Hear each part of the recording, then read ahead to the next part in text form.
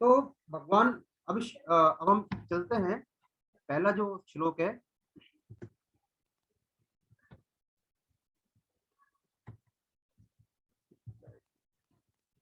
सभी को विजिबल है ना? अगर किसी को स्लाइड विजिबल नहीं हो रही है तो कृपया हैंड रेज कर देना। तो श्री भगवान उवाच इदं शरीरं कौन्तेय क्षेत्रमित्यभिधीयते एतद्यो वेत्ति तं प्राहुः क्षेत्रज्ञ इति तद्विधि। नीरज जी ने हैंड रेज किया है, ठीक है।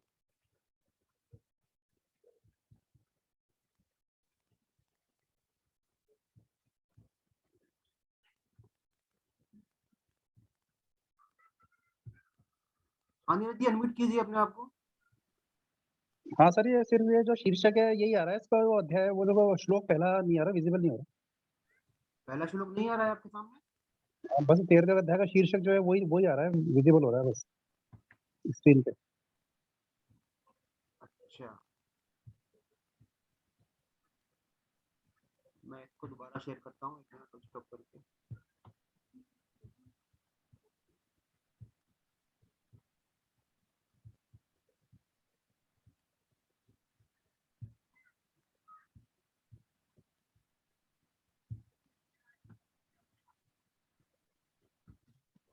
अभी आ रहा है? नहीं सर, टाइटल स्लाइड है, ये जो टाइटल है ना उसका वही आ रहा है बस, एक स्लाइड आगे जाना पड़ेगा। नहीं, मैं तो आगे जा रहा हूँ, मेरे को दिख रहा है, आप लोगों को नहीं दिख रहा है।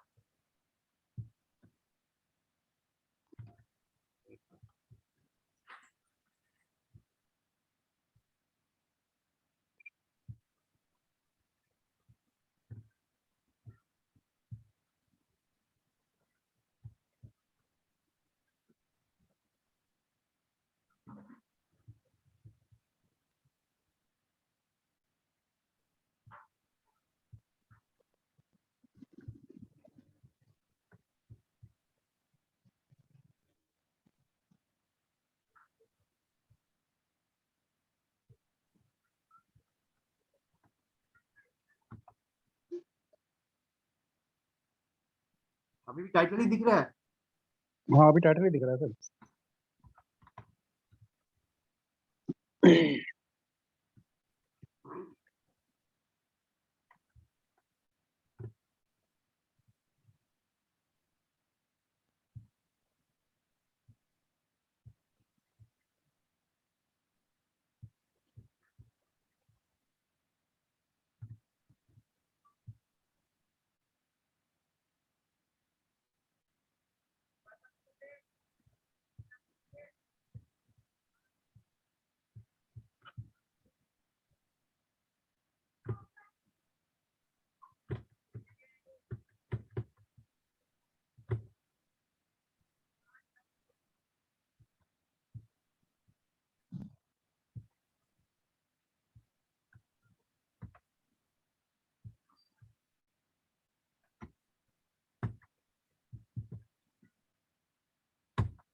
अभी दिख रहा है?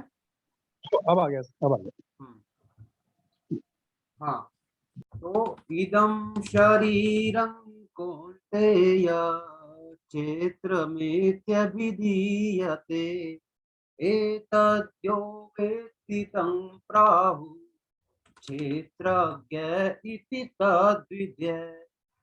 क्या बोलते हैं भगवान? श्री भगवान बोले, हे कुंती पुत्र अर्जुन, कौन्तेय, यह रूप से कहे जाने वाले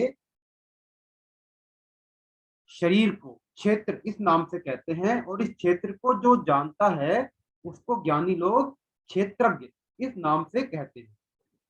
देखो, इस श्लोक के हम 4 चरण में पढ़ते हैं। पहला है इदम शरीरम कौन्तेय क्षेत्रमित्य विधीयते, तो पहला लाइन। तो क्या बोला यहाँ पर? इदम। इदम का मतलब क्या है? देखो, इदम माने यह रूप से कहे जाने वाले, इदम माने यह रूप से कहे जाने वाले शरीरम शरीर को। अब यह का मतलब क्या है? हम क्या हैं? हम क्या बोलते हैं अपने आप को? मैं शरीर हूं। है। और यहाँ क्या बोलता है, यह रूप से शरीर को कहे जाने वाले। यह किसको बोलते हैं, जो कोई जैसे मान लो बोलते हैं कि हम यह टेबल है, यह चेयर है, यह बेड है, या यह गेट है, मतलब कोई चीज अपने से अलग होती है उसको हम बोलते ही है ना। इसी तरह तो भगवान किसको अलग बोल रहे हैं यहाँ पर, शरीर को। यह, इससे क्या मतलब निकाल रहे हैं भगवान, कि शरीर अपने से अलग है। तो भगवान क्या स्पष्ट कर रहे हैं कि यह रूप से कहे जाने वाले शरीर को, इसका मतलब देखो, जैसे स्वामी जी समझाते हैं कि यह पशु है, यह पक्षी है, यह वृक्ष है, आदि भौतिक चीजों को हम जब यह रूप से कहते हैं, अर्थात इदमता से कहते हैं। इदम है संस्कृत का वर्ड और इदमता का वर्ड है यह रूप से। इदम का मतलब है यह। तो ऐसे ही हम इस शरीर को क्या बोलते हैं, शरीर को हम बोलते हैं मैं रूप से, कि मैं हूं। कभी मेरा रूप से कहते हैं, हम कहते हैं ना कि यह शरीर मेरा है, मेरा शरीर, मतलब मेरा शरीर। तो मेरा कौन है, मैं कौन हूं, मेरी कुर्सी, मेरी टेबल, मेरी ये फलानी वस्तु, ऐसे ही मेरा शरीर। मतलब हम भी बोलने में हम इस चीज को, भले ही हमने अभी इस चीज पर गौर नहीं किया हो, लेकिन यह हम हमारे बोलने में भी आता है। इसका मतलब क्या निकल रहा है कि शरीर हमसे अलग है, शरीर मेरा है। वो ठीक है, हमने इसको मान रखा है, लेकिन है तो अलग ना। चलो मानो मान भी रखा है, तो है तो अपने से अलग। इसको कहने से हम शरीर थोड़ी हो गए। अगर हम शरीर ही होते तो हम ऐसे थोड़ी बोलते कि मेरा शरीर, फिर तो बोलते मैं शरीर, ऐसे बोलते, या मैं हूं। शरीर और हमारी अलग संज्ञा होती ही नहीं। पर चूंकि हमने बोलते हैं मेरा शरीर, मेरा हाथ, मेरी नाक, मेरा पैर, इसका मतलब स्पष्ट है कि हमारे अंदर यह जानकारी ऑलरेडी है कि यह शरीर हमसे अलग है, हम शरीर नहीं है। तो इसीलिए भगवान क्या कहते हैं कि जो हमारा अपना कहलाने वाला जो शरीर है, यह इदमता से कहलाने वाला ही है, और हम शरीर नहीं है, यह शरीर हमसे अलग है। भगवान इस चीज को देखो, सिर्फ भगवान ने एक वर्ड से इदम कहकर इस चीज को भगवान यहाँ पर क्लियर कर देते हैं। अब देखो, शरीर के तीन तीन प्रकार होते हैं, शरीर के भी तीन प्रकार होते हैं। कौन कौन से होते हैं, एक तो होता है स्थूल शरीर, एक होता है सूक्ष्म शरीर, और एक होता है कारण शरीर। तो आज हम थोड़ा डिटेल में पढ़ते हैं। अभी तक हमने इनको संक्षेप में पढ़ा था। देखो, हम सभी जानते हैं स्थूल शरीर कहाँ से मिलता है, माता और पिता के रज और वीर्य से मिलकर हमको इस शरीर की प्राप्ति होती है। ठीक है, सभी प्राणियों में इसी तरह होता है लगभग। तो यह जो हमारा शरीर है, जो हमारी देह है, किससे मिलकर बनी हुई है, पंच महाभूतों से मिलकर बनी हुई है। हम सब जानते हैं पृथ्वी, जल, तेज, वायु और आकाश, इन पंच महाभूतों से मिलकर हमारा शरीर बना हुआ है। तो इसको क्या बोलते हैं हम, इस पूरे शरीर को बोलते हैं स्थूल शरीर, जो हमारे देखने में आता है, इसको बोलते हैं स्थूल शरीर। और इसको क्या बोलते हैं, इसको दूसरा नाम इसका क्या है, अन्नमय कोश भी है। क्यों बोलते हैं अन्नमय कोश, क्योंकि यह अन्न के विकार से ही पैदा होता है और अन्न से ही जीवित रहता है। पहली बात तो, दूसरी बात समझ में हमको आ गई होगी कि अन्न से ही जीवित रहता है। पहली बात समझ में नहीं आई होगी कि अन्न के विकार से ही पैदा होता है। समझे इस चीज को, जब हम प्राण छोड़ते हैं तो हमारा शरीर सब जानते हैं पंच तत्वों में विलीन हो जाता है। शरीर को हमने जला दिया अग्नि की सहायता से, मिट्टी में मिल गया, ठीक है, या किसी और धर्म में उसको गाड़ दिया, दफना दिया, तो भी मिट्टी में मिल गया। अंततः उसकी जो कुछ समय बाद उसका अवशेष नहीं रहेंगे ना बिल्कुल भी, तो वो पंच तत्वों में विलीन हो गया, मिट्टी में विलीन हो गया, वायु में विलीन हो गया, आकाश में विलीन हो गया, अग्नि से जल हो ही गया, जल से तो इस तरह विलीन हो गया। फिर क्या होता है, उसी मिट्टी में उसी मिट्टी में जब किसान फसल बोता है तो क्या होता है, फसल में से मान लो गेहूं की फसल बोदी, कुछ की फसल बोदी, उसी मिट्टी में दाने निकल गए। दाने किससे, जल से फलेंगे फूलेंगे। दानों को तेज भी चाहिए, सूर्य का प्रकाश भी चाहिए, और उनको वायु भी चाहिए, आकाश भी चाहिए अर्थात, है ना। तो उसी शरीर तो क्या हुआ, और उस अन्न को हम जब हम ग्रहण करते हैं तो उसी अन्न में ये जो शरीर है, एक तरह से मान सकते हैं इस शरीर जो हमारा जो शरीर गला था वापस उसी अन्न के द्वारा, क्योंकि अन्न जो हम खा रहे हैं वो पंच महाभूतों की सहायता से वो अन्न पैदा हुआ और वो हमारे शरीर में दोबारा प्रविष्ट कर गया। इसलिए कहते हैं कि अन्न के विकार से ही यह शरीर पैदा होता है और अन्न से ही जीवित रहता है। ठीक है, समझ में आ गई बात। दूसरी बात है, तो इसको क्या बोलते हैं? अन्नमय, अन्न स्वरूप ही है, इसलिए इसको अन्नमय कोश भी कहते हैं। फिर क्योंकि यह शरीर इंद्रियों का विषय है, तो इसको इंद्रियों शरीर कहा जाता है। अब देखो, सूक्ष्म शरीर के बारे में पढ़ते हैं, तो हमने स्थूल शरीर की बात करी। अब हमने पढ़ा है हमारी 10 इंद्रियां होती हैं, 5 ज्ञानेंद्रियां होती हैं, 5 कर्मेंद्रियां होती हैं। ज्ञानेंद्रियां कौन कौन सी है सबको मालूम है, कर्मेंद्रियां कौन कौन सी वो भी हमने पढ़ रखी है। 5 प्राण होते हैं, 5 प्राण भी होते हैं। 5 प्राण के बारे में उदान, अपान, वायु, अदान, इस तरह से 5 नाम होते हैं। 5 प्राण, प्राण के 5 प्रकार होते हैं, और एक मन और एक बुद्धि। तो ये कितने हो गए? 17 हो गए। 10 तो इंद्रियां हो गई, 5 ज्ञानेंद्री, 5 कर्मेंद्री, 5 प्राण, 15, एक मन और एक बुद्धि। इन 17 तत्वों से मिलकर हमारा सूक्ष्म शरीर बनता है। इसको बोलते हैं सूक्ष्म शरीर, जो कि आंखों से दिखाई नहीं देता। तो इन 17 तत्वों में भी यदि हम यहाँ पे प्राणों की प्रधानता मान लें, भी प्राण है, तो ये इसको क्या बोलते हैं? प्राणमय कोश। यदि हम कहें कि मन मुख्य, मन की प्रधानता को मान लेंगे तो मनमय कोश, और यदि बुद्धि की प्रधानता को मान लेंगे तो फिर इसको क्या बोलते हैं? विज्ञानमय कोश कहते हैं। तो यह, और इन सबको मिलाकर क्या बोलते हैं? अंतःकरण। तो यह सूक्ष्म शरीर भी अंतःकरण का विषय है, इसलिए क्या बोलते हैं इसको? इदम, यह भी हमसे अलग है। 2 शरीर हो गए। तीसरा शरीर जो होता है उसको बोलते हैं कारण शरीर। कारण शरीर किसको बोलते हैं? अज्ञान को। अज्ञान को बोलते हैं कारण शरीर। क्यों भाई अज्ञान को क्यों बोलते हैं? देखो, मनुष्य है, उसको बुद्धि तक का तो ज्ञान हो गया, मन बुद्धि तक का ज्ञान हो गया, पर बुद्धि से आगे का ज्ञान नहीं होता। नहीं होता ना बुद्धि का ज्ञान। बुद्धि तक हम पहुंच सकते हैं जितनी हमारी बुद्धि है, तो बुद्धि से चूंकि आगे का ज्ञान नहीं होता, इसीलिए इसको क्या बोलते हैं? अज्ञान कहते हैं। और यह जो अज्ञान है, यह अज्ञान क्या है? यह संपूर्ण शरीरों का कारण है, इसलिए इसको बोलते हैं कारण शरीर। अज्ञान में वास्य ही मूल कारणम, अर्थात अज्ञान ही संपूर्ण शरीरों का कारण है। क्योंकि और इसी शरीर को क्या बोलते हैं? हमारी प्रकृति, हमारी आदत, हमारी स्वभाव, ये भी कह देते हैं। तो इसको क्या बोलते हैं? आनंदमय कोश भी कह सकते हैं, क्योंकि इस अवस्था में देखो, स्थूल शरीर तो हम जानते हैं, और जब हम स्वप्न अवस्था में रहते हैं वहां पर सूक्ष्म शरीर की प्रधानता रहती है। और जब हम सुषुप्ति अवस्था में रहते हैं, कहने का मतलब है आप मान लीजिए एक तरह से बेहोशी की अवस्था मान लो, एक तरह से आप वहां आपको सूक्ष्म स्थूल शरीर का ज्ञान भी नहीं रहता और सूक्ष्म शरीर का ज्ञान भी नहीं रहता एक तरह से। तो वहां पर क्या होगा? जब किसी का भी ज्ञान ना होगा तो आप एक तरह से आनंद में रहेंगे, इसीलिए इसको बोलते हैं आनंदमय कोश। तो इस आनंदमय कोश को प्राण में, मनो में और विज्ञान में कोश भी कहते हैं। इस अवस्था में जो बुद्धि होती है, हमारी बुद्धि, वो अविद्या, अज्ञान में लीन हो जाती है, अर्थात हमको किसी चीज का ज्ञान नहीं रहता है, तो उसको बोलते हैं कारण शरीर। क्योंकि सुषुप्ति अवस्था में दुख का अनुभव नहीं होता। देखो, जागृत अवस्था में हमको दुख का अनुभव होता है, इसको समझाने की जरूरत नहीं है।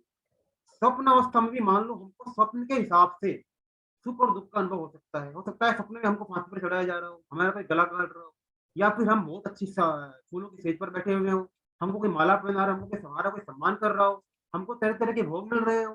तो स्वप्न की, जब तक हम स्वप्न से बाहर नहीं आएंगे तब तक हम स्वप्न अवस्था में तो अपने आप को स्वप्न की स्थिति के अनुसार सुखी दुखी अनुभव करते हैं।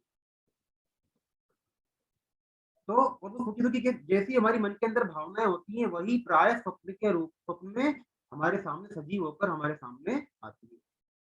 तो वहां भी सुख दुख का अनुभव होता है और जागृत अवस्था में सुख दुख का अनुभव होता है।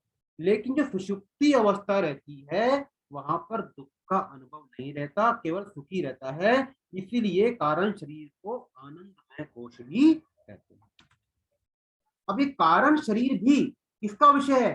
स्वयं का विषय, हमारे स्वरूप का विषय, जो हम वास्तव में हैं। हम क्या है? हम आत्मा हैं, हम देही हैं। हम इसको जानने वाले हैं, देह को, देही क्षेत्र को जानने वाले हैं क्षेत्रज्ञ, जो पढ़ेंगे हम। तो स्वयं का, क्योंकि स्वयं को जान हमारे द्वारा ये जानने में आता है, अर्थात हम कारण शरीर भी नहीं हैं, हम कारण शरीर भी नहीं है, हम तो इससे भी अलग हैं, इसीलिए इसको क्या बोलते हैं, दम। यह तो तीनों से हम अलग हैं। तो अब इन तीनों को शरीर क्यों कहते हैं? तीनों, स्थूल शरीर को, सूक्ष्म शरीर को, कारण शरीर को शरीर क्यों कहते हैं? क्योंकि इनका प्रतिक्षण नाश होता रहता है। अरे हम बचपन में जो थे, क्या हम आज वो हैं? हम तो वही हैं, लेकिन हमारा क्या शरीर वही रह गया? ये तो हमको दिखता नहीं है, लेकिन हम यदि 1 सेकंड का 1000वां हिस्सा भी कर लें, माइक्रो सेकंड भी कर लें, तो भी हमारा शरीर वैसे का वैसा नहीं रहने वाला है। क्लास की शुरुआत में हम अलग थे, और अब हमारा करीबन 20 मिनट हमारे शरीर की आयु कम हो चुकी है। हर क्षण हमारा नाश हो रहा है, शरीर का नाश हो रहा है, ये हमारे अनुभव में नहीं आता। लेकिन यदि हम इसको स्थूल दृष्टि से सोचे कि हम बचपन में थे, फिर हम बुढ़ापे में, जवानी में थे, फिर हम बुढ़ापे में थे, हम तो वही हैं, तो हमारा शरीर चेंज हो रहा है ना। तो इस वजह से क्या है, इसलिए इनको शरीर बोलते हैं। क्योंकि देखो, स्वामी जी समझाते हैं, शरीर किससे बनता है? शरीर सब बनता है, श्रेय हिंसायाम धातु से शरीर बनता है, अर्थात शरीर नष्ट होता रहता है। और छी क्षय धातु से क्षेत्र बनता है, जिसका क्षय होता रहता है, जिसका क्षरण होता रहता है। अब इनको कोश क्यों बोलते हैं? कोश का मतलब क्या है? कोई खोला, किसी चीज में रखने की वस्तु, है ना। जैसे मान लो मोबाइल का कवर लिया है, या किसी और चीज का कवर लिया है, तलवार का कवर लिया है, चमड़े की म्यान में रख दी, तो वो क्या है? कोश है। तो ऐसे ही जब हम जो जीवात्मा है, हमारा स्वरूप है, हम इन तीनों शरीर को अपना मान लेते हैं कि हम इनके अंदर रहते हैं, ये हमारा खोला है ना। तो इसके कारण इन शरीरों को फिर हम कोश कह देते हैं, इन शरीरों की कोश की संख्या हो जाती है। इस वजह से कि जीवात्मा भी मान लेता है कि हम तो इसमें रहते हैं, मान लेता है, ऐसा नहीं है, मान लेता है। इस बात को ध्यान दें। तो इस शरीर को क्षेत्र क्यों बोलते हैं? ऐसे हम समझा कि यह प्रतिक्षण, हर क्षण नष्ट होता है, बदलता है, यह इतना जल्दी बदलता है कि इसको कोई दोबारा देख ही नहीं सकता पहले वाली अवस्था में। ये तो हमको सिर्फ प्रतीत होता है, क्योंकि हमारी आंखों की दृष्टि सीमित है, अदरवाइज इसको कोई देख ही नहीं सकता, क्योंकि वह तो बदल जाता है। दूसरी बात, शरीर को क्षेत्र क्यों कहते हैं? शरीर को क्षेत्र कहते हैं क्योंकि क्षेत्र का मतलब खेत भी होता है। क्षेत्र का एक अर्थ खेत भी होता है। खेत मतलब हर खेत में तरह तरह के बीज डालकर खेती की जाती है।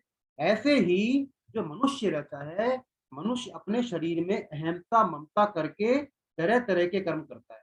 अहमता मतलब मैं, ममता मतलब मेरा, ये चीज मेरी, पर ये सब कुछ मेरा है ना, हर चीज से ममता कर लिया, आसक्ति कर ली, तो उसको कारण में तरह तरह के कर्म करता है, और उन कर्मों के संस्कार उसके अंतःकरण में पड़ते रहते हैं। और जब वे संस्कार फल के रूप में प्रकट होते हैं, जो हम कर्म करते हैं वही हमारे फल के रूप में प्रकट होते हैं, फल के रूप में प्रकट होते हैं, तो उस फल के अनुसार, कर्मों के किए हुए फल के अनुसार ही हमको दूसरी योनि मिलती है। चाहे वो देवता की मिले, पशु पक्षी की मिले, कीट की मिले, पतंग की मिले, वो दूसरी योनि हमको उसके हिसाब से मिलती है। मतलब जैसा खेत में हम बीज बोएंगे, वैसा ही अनाज पैदा होगा, जैसा हम कर्म करेंगे वैसा ही फल प्राप्त होगा, उसी के अनुसार हमको दूसरा शरीर मिलेगा। तो इस शरीर में किए जाने वाले कर्मों के अनुसार ही जो है जीव है बार बार जन्मता मरता रहता है, और अपने जन्म मरण रूपी फल को भोगता है। इस कारण इसको क्या बोलते हैं? क्षेत्र बोलते हैं, अर्थात खेत बोलते हैं, कि इस शरीर के द्वारा जैसे खेत में जैसा बीज डालोगे वैसा ही फल फसल होगी, तो शरीर के द्वारा जैसा कर्म करोगे वैसा ही अपने को दूसरी योनि मिलेगी। तो ये बात है, तो इस कारण इसको हम क्षेत्र बोलते हैं। अब देखो, यह शरीर हमको वास्तविक रूप से अलग है ना, लेकिन जीव ने इसको भूल से क्या मान लिया? अहम मान लिया, और फंस गया, मान लिया कि ये शरीर मैं ही हूँ, मैं शरीर ही हूँ। लेकिन हम वास्तव में कौन है? हम तो परमात्मा के अंश हैं, हम चेतन हैं, हम महान हैं। लेकिन जब हम इन पदार्थों से अपनी महत्वता मानने लग जाते हैं, तो फिर हम फंस जाते हैं। जैसे मान लो, हमने धन को इंपॉर्टेंस दे दी, धन को इम्पोर्टेंस दे दी तो हम क्या बोलते हैं, जितना हम धन कमाएंगे, हम मान लो हमको लोग बोलते हैं अभी ये तो बड़ा धनवान है, लेकिन वहां पे इम्पोर्टेंस किसकी है? अगर मान लो धन नहीं हो तो क्या हमको धनवान बोलेंगे? हम तो रहेंगे ना, लेकिन हम धनवान नहीं रहेंगे। तो हमारी जो इम्पोर्टेंस बन रही है वहां पर संबंध से बन रही है, धन के संबंध से। धन है तो धनवान है, नहीं है तो नहीं। तो लेकिन हम तो रहेंगे, तो हमारा तो रहेगा ही स्वरूप जो है, वो हमने जड़ पदार्थों को महत्व दे दी, इस वजह से हम उनके संबंध से अपनी सत्ता, अपनी एग्जिस्टेंस को मानने लग गए। इसीलिए हमको वो जो जड़ पदार्थ रहते हैं, भौतिक पदार्थ रहते हैं, वो हमको ज्यादा प्रभावशाली दिखते हैं अपने से ज्यादा, लेकिन उनका हमने उनसे संबंध माना है, उनने हमसे संबंध नहीं माना, हमने उनको पकड़ रखा। तो फिर भगवान क्या कहते हैं दूसरे चरण में, इदम शरीरम कौन्तेय क्षेत्र मित्य विधीयते, फिर बोलते हैं एतद्यो वेति। एतद्यो वेति मतलब इस क्षेत्र को, इस क्षेत्र को जो जानता है, व्यक्ति माने जानना, जो जानता है। तो कौन जानता है इस शरीर को? जीवात्मा। जीवात्मा इस शरीर को जानता है। क्या जानता है वो? क्या उसने क्या माना हुआ है कि यह शरीर मेरा है, इंद्रिया मेरी है, मन मेरा है, बुद्धि मेरी है, प्राण मेरे हैं, सबसे संबंध जोड़ा हुआ है उसने, ऐसा मानता है। तो इसी कारण जीवात्मा कभी तो इस शरीर को बोलता है कि मैं, शरीर को और अपने को एक मान लेता है मैं, बिल्कुल, और कभी बोल देता है यह है कि मैं शरीर हूं, ऐसे भी मान लेता है। और शरीर मेरा है, शरीर, मैं शरीर हूं मतलब अहमता, अपने को शरीर मान लेना, और यह शरीर मेरा है मतलब ममता, मेरा है, ऐसा मान लेता है। फिर भगवान क्या कहते हैं, तम प्राहु क्षेत्रज्ञ इति तद्विदः, कि उसको ज्ञानी लोग इस क्षेत्र, उसको ज्ञानी लोग क्षेत्रज्ञ इस नाम से कहते हैं। किसको कहते हैं? जो इस क्षेत्र को जो जानता है, उसको ज्ञानी लोग किस नाम से कहते हैं? क्षेत्रज्ञ। क्षेत्र प्लस ज्ञ मतलब जो क्षेत्र को जाने, क्षेत्रज्ञ, तो उसको क्षेत्रज्ञ कहते हैं। तो क्षेत्रज्ञ किसको बोलते हैं? जो क्षेत्र और क्षेत्रज्ञ को अलग अलग जाने, कि क्षेत्र क्या है, क्षेत्रज्ञ क्या है, उसको बोलते हैं तद्विदः। ज्ञानी लोग क्षेत्रज्ञ इस नाम से कहते हैं। जिनको क्षेत्र क्षेत्र के डिफरेंस का बोध हो चुका है उसको बोलते हैं क्षेत्रज्ञ। तो क्षेत्रज्ञ कौन है? क्षेत्रज्ञ हमारी जीवात्मा है, जो कि सबको जानती है। अब लेकिन जो जीवात्मा है ना, यह भी एक्चुअली क्षेत्रज्ञ नहीं है। क्षेत्रज्ञ क्यों बोला है इसको? क्योंकि यह क्षेत्र की सापेक्षता से क्षेत्र को जानने के लिए तो क्षेत्रज्ञ बोला, अदरवाइज तो जीवात्मा तो निर्विकार है, इसका कोई स्वरूप ही नहीं है, एक तरह से सब जगह है ये तो। लेकिन चूंकि जीवात्मा को हमको डिफाइन करना है, परिभाषित करना है, क्षेत्र की तुलना में बताना है, तो और वो क्षेत्र को जानने वाली होने के कारण उसको बोलते हैं कि क्षेत्र को भी जानती है। तो क्षेत्र की तो एक तरह से जीवात्मा का एक विशेषण हुआ, इसीलिए उसको क्षेत्रज्ञ बोला। देखो अगर देखा जाए तो क्षेत्र वास्तव में तो भगवान की सत्ता के सिवाय कुछ भी नहीं है, लेकिन चूंकि हमने संसार की सत्ता को मानी हुई है, तो सिर्फ हमारे समझने की दृष्टि से ही इस जीवात्मा को क्षेत्रज्ञ नाम से कहते हैं। अर्थात हम यहाँ पे कितना समझ लें, क्योंकि यह क्षेत्र, जीवात्मा क्षेत्र को जानती है, शरीर को जानती है, अपने ये क्या है जानने वाली है, इसलिए इसको क्षेत्रज्ञ कहते हैं।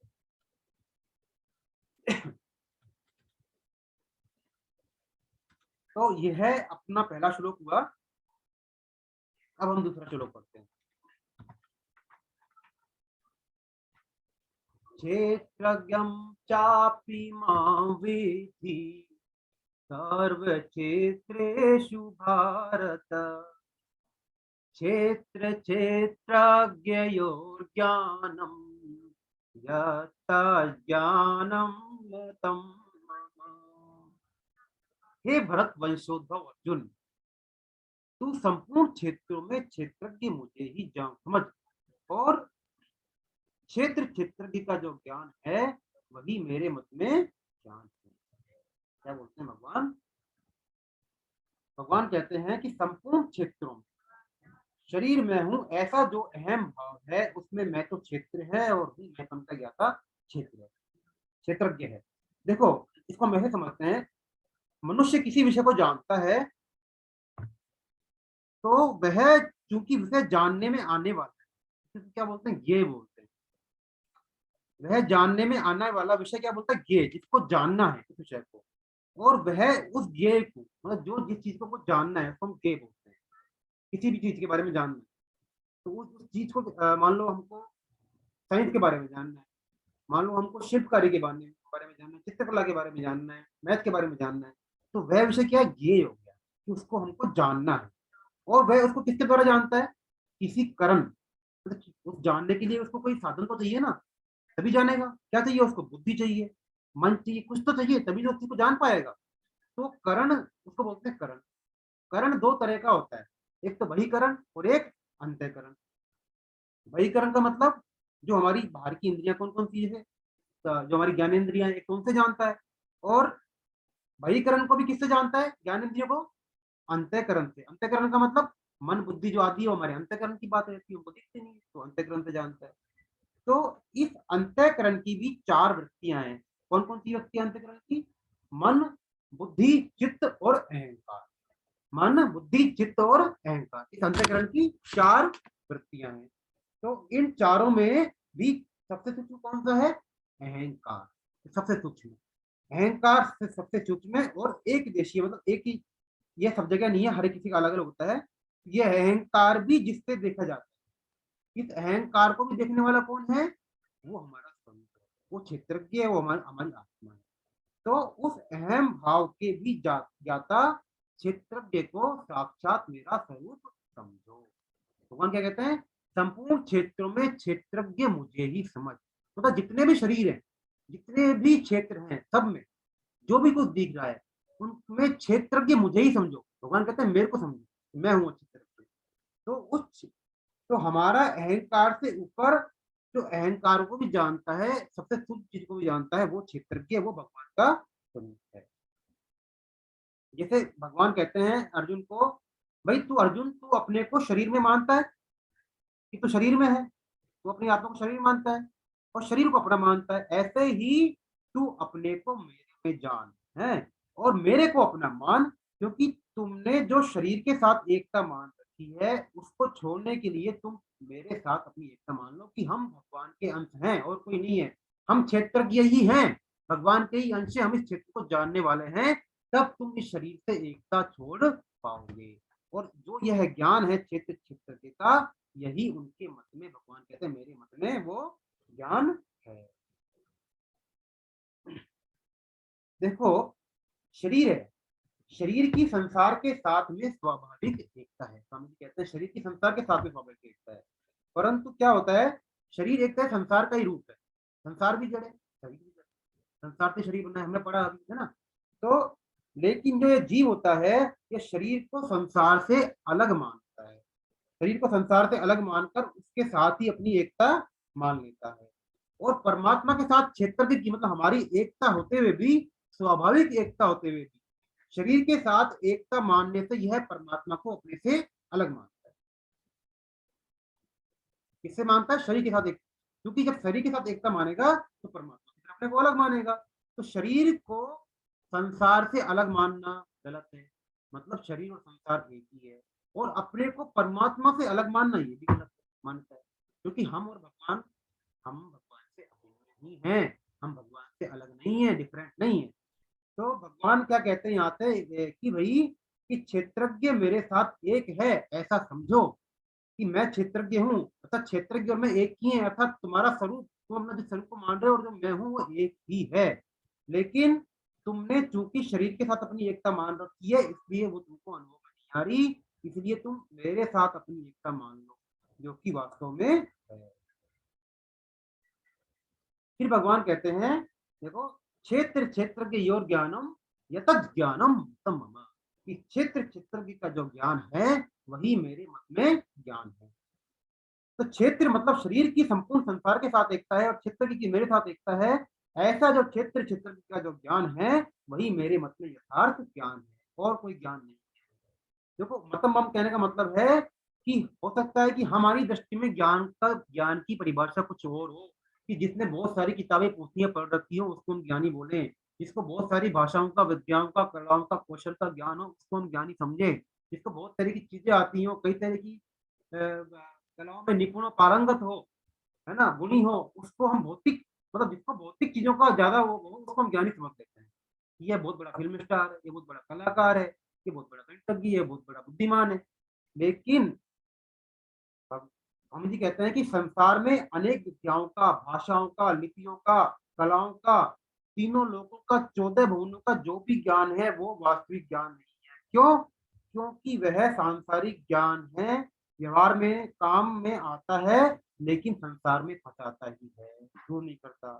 वास्तविक ज्ञान वही है जिससे कि जिसको जानकर हमारा इस संसार से संबंध विच्छेद हो जाए, अर्थात अपनी और संसार का बिल्कुल अलग अलग पना ढंग से मालूम हो जाए, वही वास्तविक ज्ञान है। इससे बढ़कर कोई ज्ञान है नहीं। तो भगवान के मत में यथार्थ ज्ञान नहीं है। भगवान की तो बड़प्पन है कि भगवान अपनी इस बात को भगवान अपना मत बोलते हैं, अदरवाइज भगवान बोलते हैं वही सिद्धांत है, उसमें किस बात का शक हम करें, तो वही वास्तव में ज्ञान है।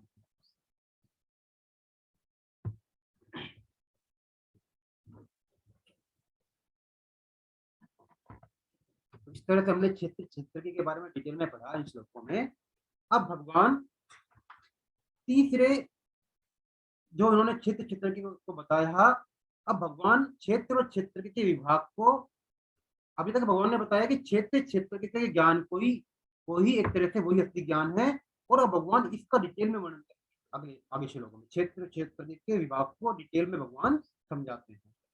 क्या कहते हैं भगवान? क्षेत्र यद्विकारी यतश्च सचयो यत्प्रभावाश्च तत्समेन मे शृणु। वह क्षेत्र जो है और जैसा है, जो है और जैसा है, तथा जिन विकारों वाला है, विकार मतलब जिन खराबी वाला है, विकारों वाला है, इसमें विकार है, आगे बढ़ेंगे, और जिससे जो पैदा हुआ है, किससे पैदा हुआ है? क्षेत्र, वो बताएंगे। तथा वह क्षेत्रज्ञ भी जो है और जिस प्रभाव वाला है, वह सब संक्षेप में मुझसे सुन। डिटेल में तो उसकी कोई सीमा ही नहीं है, ऐसे भगवान बोलते तो काम काम का है वो सुन ले। फिर क्या कहते हैं? ऋषिभिर्बहुधा गीतम् छन्दोभिर्विविधैः पृथक् ब्रह्मसूत्रपदैश्चैव हेतुमद्भिर्विनिश्चितैः।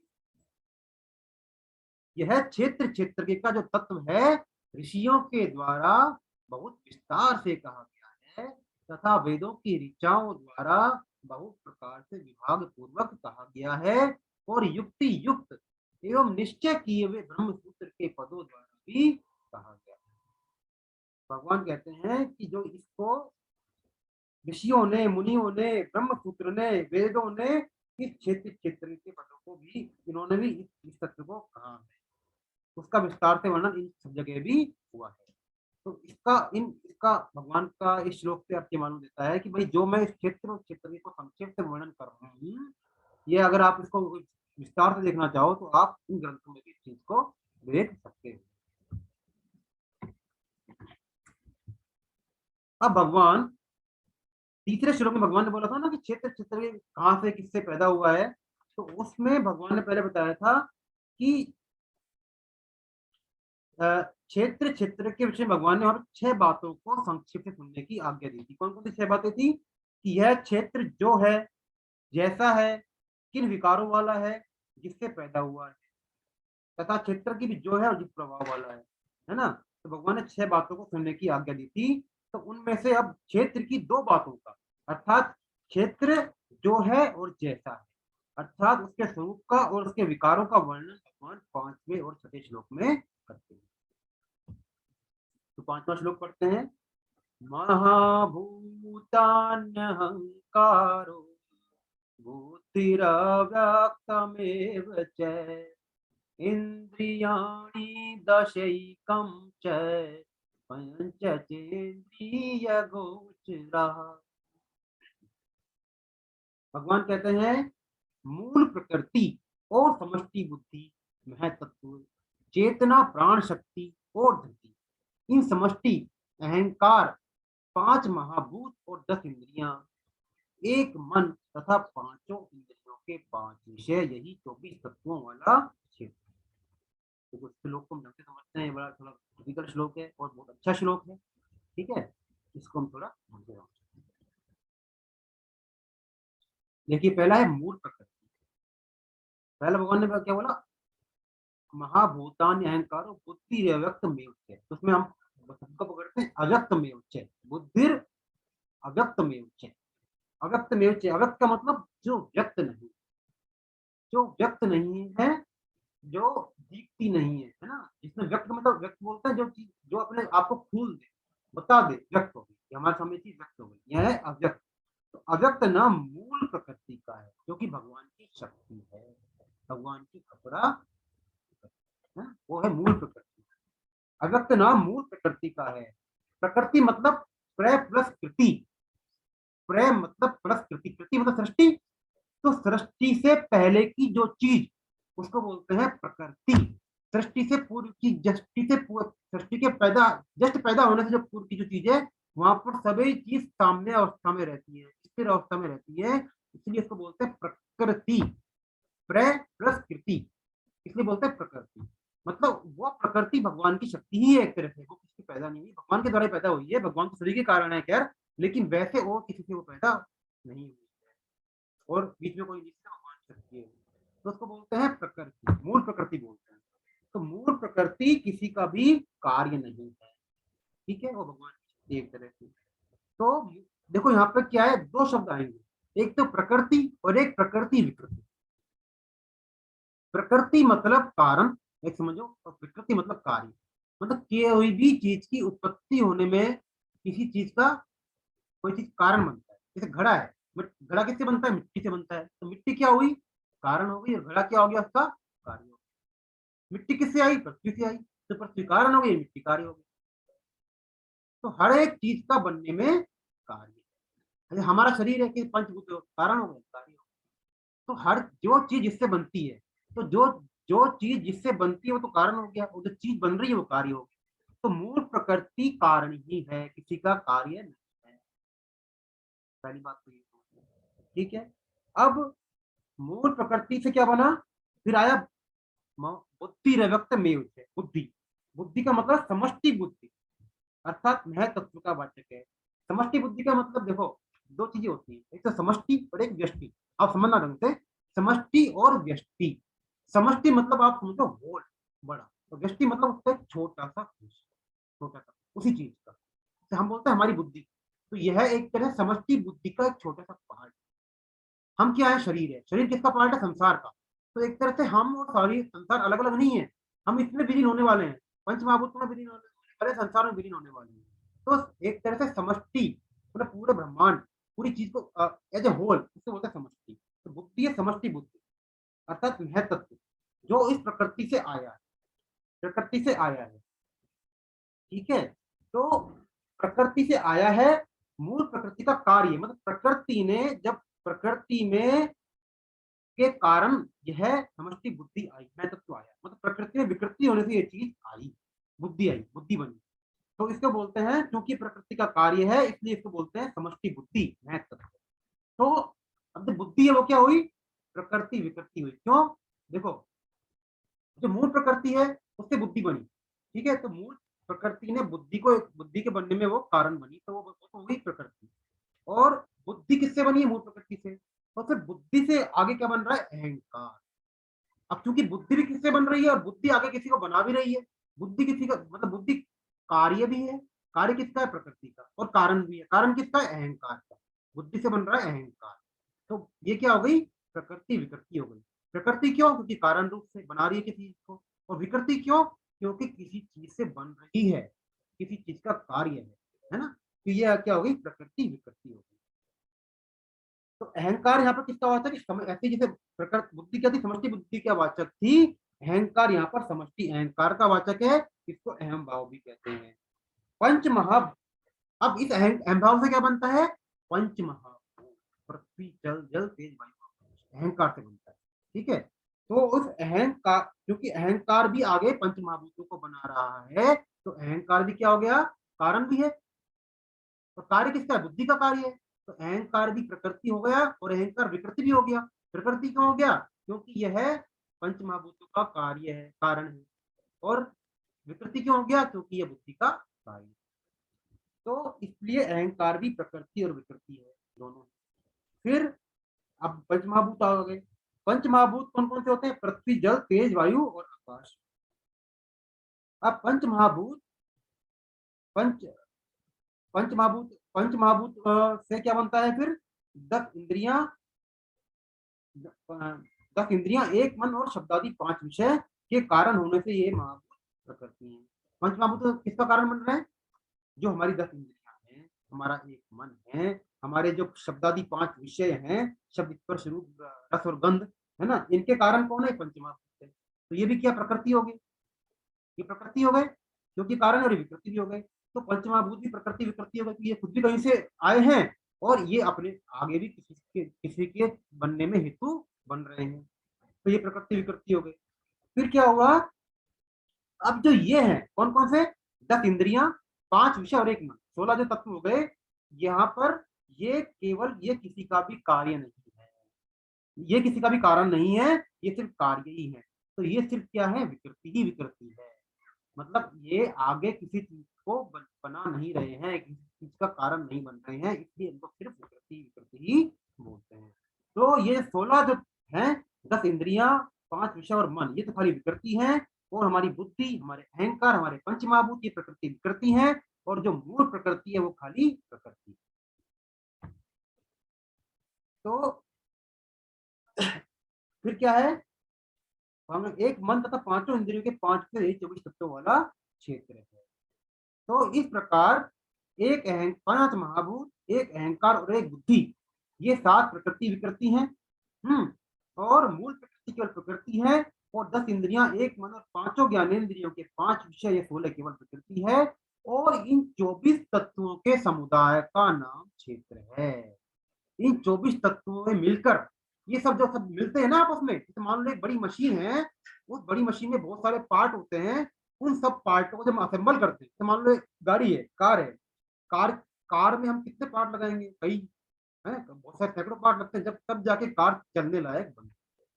तो ऐसे ही जब इन 24 तत्व इकट्ठा होते हैं, इन 24 तत्वों के इकट्ठा होने से क्या बनता है? क्षेत्र बनता है। और उस क्षेत्र का एक छोटा सा अंश, वो क्या है? शरीर है, मनुष्य शरीर है, छोटा सा कुछ शरीर है, जिसको कि भगवान ने क्या बोला है पहले श्लोक में?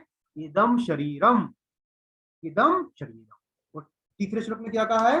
तत्क्षेत्रम, यह क्षेत्र जो है और जैसा है ना, ये यह क्षेत्र जो है। तो यहाँ भगवान ने किसका जवाब दिया? सिर्फ यह क्षेत्र जो है। क्या है? यह 24 तत्वों के समुदाय का नाम क्षेत्र।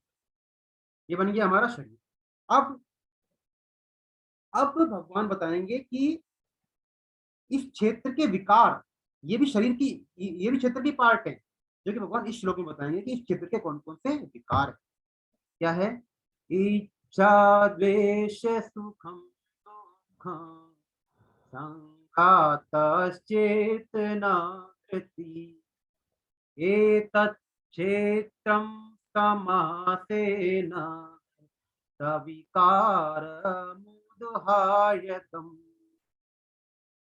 इच्छा, द्वेष, सुख, दुख, संघात तथा शरीर विकारों सहित यह क्षेत्र संक्षेप से कहा गया है।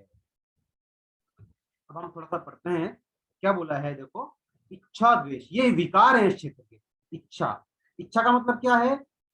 मेरे को अमुक वस्तु मिल जाए, व्यक्ति मिल जाए, ऐसी परिस्थिति मिल जाए, हमारे अंदर यह इच्छा रहती है कि मन में चाहना रहती है, इसको बोलते हैं इच्छा। क्षेत्र के विकारों में भगवान ने सबसे पहले किसका नाम लिया? इच्छा रूप विकार का नाम लेते हैं। इसका मतलब यह है कि इच्छा मूल विकार है, क्योंकि ऐसा, सबसे पहले भगवान ने किसका नाम लिया? इच्छा का। इसका मतलब इच्छा मूल विकार है, क्योंकि ऐसा कोई पाप और दुख नहीं है जो कि सांसारिक इच्छाओं से पैदा न होता हो। अर्थात संपूर्ण जो पाप और दुख हैं वो सांसारिक इच्छाओं से ही पैदा होते हैं। तो सबसे जो हमारा मूल विकार वो क्या है? इच्छा। इसी भगवान ने सबसे पहला इसका नाम लिया है इच्छा। तो किसका बोलते हैं? द्वेष। कामना और अभिमान में बाधा लगने पर द्वेष, क्रोध पैदा होता है ना। मान लो हम कोई चीज को चाहें और वो हमको ना मिले तो क्रोध आएगा हमको। क्रोध आएगा कि नहीं आएगा? किसी चीज को हम चाहेंगे, कामना में बाधा लगी तो क्रोध आएगा। मान लो हमको मिठाई चाहिए और मिठाई रखी है हमारे सामने और उसको कोई दूसरा आके खा गया तो क्रोध आएगा नहीं आएगा? आएगा नहीं। ऐसे ही जो चीज जिस चीज को हम चाहते हैं और उसमें वो पैदा ना हो, बाधा लग जाए तो क्रोध पैदा हो जाता है। और अंतःकरण में उस क्रोध के जो सूक्ष्म रूप रहता है उसी को क्या बोलते हैं? द्वेष बोलते हैं। तो यहाँ द्वेष पद के अंतर्गत हमको क्रोध को भी समझ लेना चाहिए। पहला तो दिया हो गया। फिर है सुखम दुखम। सुखम का मतलब अनुकूलता के आने पर मन को जो प्रसन्नता होती है, अर्थात अनुकूल परिस्थिति आने पर जो मन को सुहाती है उसको बोलते हैं सुख। और प्रतिकूलता के आने पर मन में जो हलचल होती है उसको बोलते हैं, क्योंकि प्रतिकूल परिस्थिति मन को सुहाती है। फिर क्या बोलते हैं? संघात। जो हमने पढ़ा है ऊपर 24 तत्वों से बने हुए शरीर रूप समूह का नाम संघात है। शरीर का उत्पन्न होकर सत्ता रूप से दिखना भी विकार है और उसमें प्रतिक्षण परिवर्तन होते रहना भी विकार। भाई शरीर उत्पन्न हुआ, सत्ता रूप से दिख रहा है, जबकि वास्तव में शरीर की सत्ता है नहीं। शरीर क्या है? संसार का ही पार्ट है, दिख रहा है। और ये प्रतिक्षण परिवर्तन देखो, एक विकार क्यों बोला शरीर को? क्योंकि ये परिवर्तित उत्पन्न होकर हमको दिख रहा है और हम शरीर से हमने सत्ता अपनी मान ली है ना, इसलिए है विकार है। और दूसरी क्या है कि यह है विकार का मतलब जो चीज स्थायी ना रहे, जो चीज विकार मतलब बिगड़ती रहे। ये प्रतिक्षण नाश की, इसका प्रतिक्षण परिवर्तन हो रहा है, प्रतिक्षण इसका नाश हो रहा है, इसलिए भी इसको क्या बोलते हैं? विकार बोलते हैं। फिर क्या कहते हैं? चेतना। चेतना क्या है? चेतना नाम है प्राण शक्ति का। चेतना नाम है प्राण शक्ति का, अर्थात शरीर में जो हमारे प्राण चल रहे हैं ना उसको बोला यहाँ पर। उस प्राण का नाम है चेतना। उस प्राण का नाम चेतना है। तो चेतना हम एक चीज और पढ़ते हैं, जैसे प्राण शरीर में वायु रूप में रहते हैं, प्राण शरीर में वायु रूप में रहते हैं, तो इसी प्राण शक्ति को चेतना कहते हैं। और यह प्राण शक्ति निरंतर नष्ट होती रहती है। अब यह चेतना भी एक तरह से ऐसे समझते हैं, दो तरह से हो सकती है, एक तो आध्यात्मिक चेतना और एक भौतिक चेतना। आध्यात्मिक चेतना तो आत्मा का लक्षण है, लेकिन हमने चूंकि शरीर को अपना स्वरूप मान लेता है, इसलिए भौतिक चेतना में जीता है, इसीलिए इसको विकार कहा गया है। अगर ये आध्यात्मिक चेतना में जिए, आत्मा में ही स्थित रहे, तो फिर ये विकार नहीं है। फिर है धृति। धृति का मतलब क्या है? धारण शक्ति। जिस चीज से हम किसी चीज को धारण करते हैं, धारण करते हैं मतलब इसको धारण करने का मतलब समझते होंगे, जिसको हम अपने आप में रख लेते हैं, धारण कर लेते हैं, अपने आप के ऊपर कर लेते हैं, धारण कर लेते हैं। तो धरती नाम है धारण शक्ति का। तो यह धरती भी बदलती रहती है। तो विकार का मतलब क्या है? जो चीज बदल रही है, जो चीज परिवर्तित हो रही है ना, एक तरह से जो नहीं रह सकती इसको विकार कहते हैं। तो क्योंकि यह धरती भी धारण शक्ति बदलती रहती है, जैसे कभी तो हम बहुत ज्यादा धैर्यवान हो जाते हैं और कभी हम धैर्य छोड़ देते हैं। मनुष्य कभी धैर्य को धारण करता है और कभी धैर्य को छोड़ देता है। कभी धैर्य ज्यादा रहता है, कभी कम रहता है। कभी अच्छी बात को धारण करता है, कभी बुरी बात को धारण करता है। तो यह धरती भी क्षेत्र का एक विकार है। तो भगवान कहते हैं कि इन विकारों सहित यह क्षेत्र संक्षेप से कहा गया है।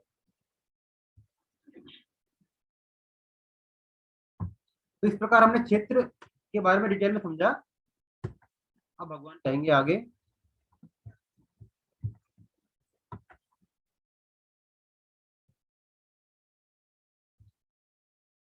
अब क्या बताएंगे भगवान? देखो, क्योंकि हमने शरीर के साथ में तादात्म्य कर लिया, अपनापन मान लिया, इसी के कारण इच्छा द्वेष जो ये विकार भगवान ने बताए थे, है ना, इच्छा द्वेष सुख दुख संघात चेतना धृति, ये 7 जो विकार भगवान ने बताए थे, ये होते हैं, पैदा होते हैं और उन विकारों का स्वयं पर असर पड़ता है। तो अब भगवान कहते हैं कि भाई तुम शरीर के साथ जो तुम्हारा तादात्म्य है, जो तुमने अपनापन मान रखा है, उसको कैसे मिटाना?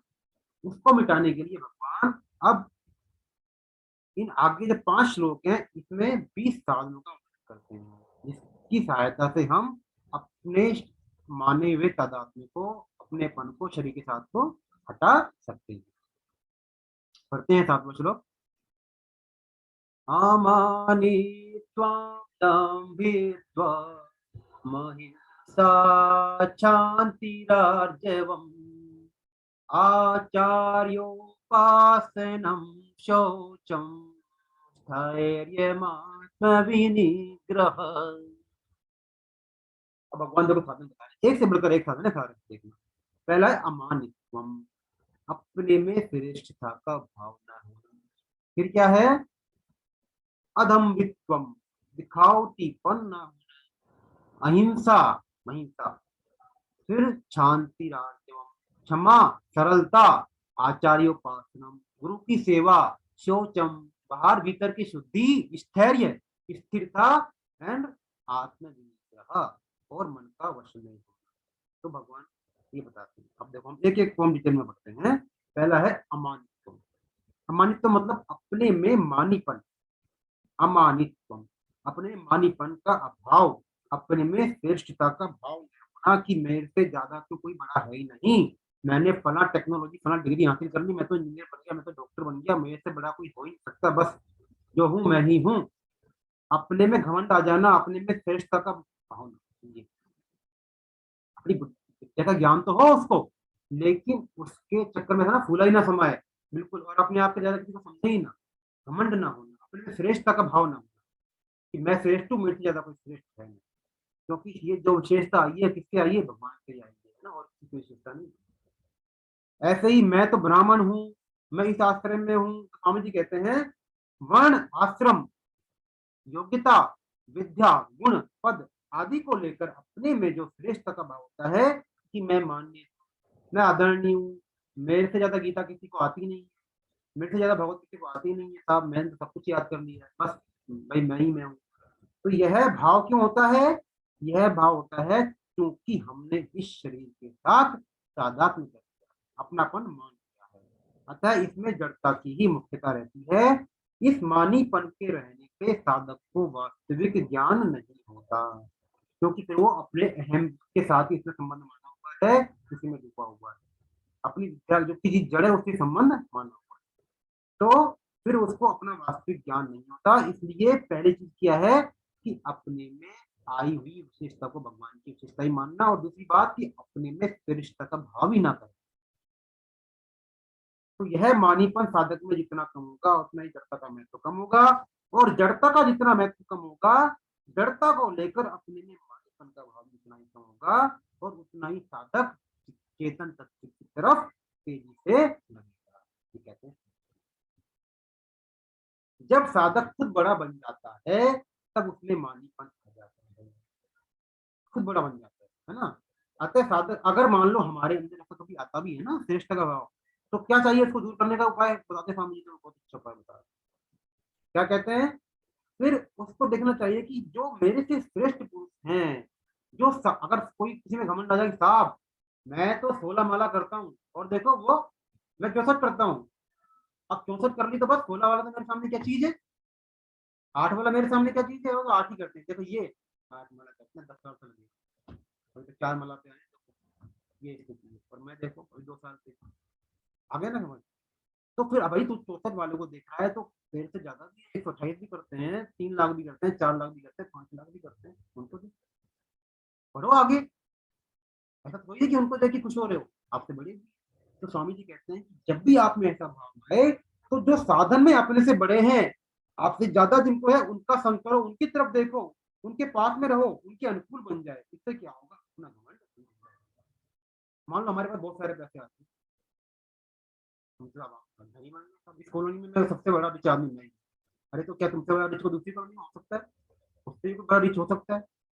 तो जब जैसे ही आप दूसरे को देखने लग जाओगे तो अपना जो घमंड है ना वो धीरे धीरे छोटा हो जाएगा। तो अपने से बड़े का संग करें। जैसे ही साधक में ये चीज आती है, ऐसा करने से क्या होता है? मूल रूप से क्या होना चाहिए? साधक को ऐसी स्थिति में तत्व के महापुरुषों का, जो कि जीवन मुक्त है, उनका संग करे, ताकि पता पड़े कि वो लोगों ने इतनी सिद्धियां प्राप्त कर ली है, फिर भी उनके अंदर उसका बिल्कुल भी घमंड नहीं है। तब उनकी नेचर को देखकर उसका जो अपना मानीपन का भाव है वो दूर, सुगमता पूर्वक दूर हो जाता है। दूसरी चीज क्या है? अदम्बित्वम, दिखावटीपन न। तो पहली चीज में हम पढ़ते हैं, एक मैं भूल गया था बताना, तुलसीदास जी क्या बोलते हैं, गोस्वामी तुलसीदास जी कहते हैं सबई मान प्रद मापू अमानी, संत के लिए बोला है तुलसीदास जी, सबई मान प्रद आपू अमानी, कि संत सभी को तो मान देने वाले होते हैं और स्वयं अमानी होते हैं, अर्थात मान पाने की इच्छा से रहित होते हैं। इसी तरह साधक को भी मानीपन को दूर करने के लिए दूसरों को तथा मान, आदर, सत्कार, बड़ाई आदि देने का स्वभाव बनाना चाहिए। ऐसा स्वभाव तभी बन सकता है जब वह दूसरों को किसी न किसी दृष्टि से अपने से श्रेष्ठ माने, तभी उसमें अपने अंदर श्रेष्ठता का भाव। देखो भगवान के पास जाने के लिए सबसे पहली चीज इंपॉर्टेंट क्या, सरलता होनी चाहिए। भगवान सरल आदमी को जल्दी मिलते हैं। ये नहीं कि हमारे हमने साहब गीता पढ़ ली, पढ़ा रहे, ये करनी, बस अब तो कोई ही नहीं था बस, है ऐसे भगवान के पास ज्ञान की कमी है ना, और ऐसे ज्ञानी बहुत लोग हैं।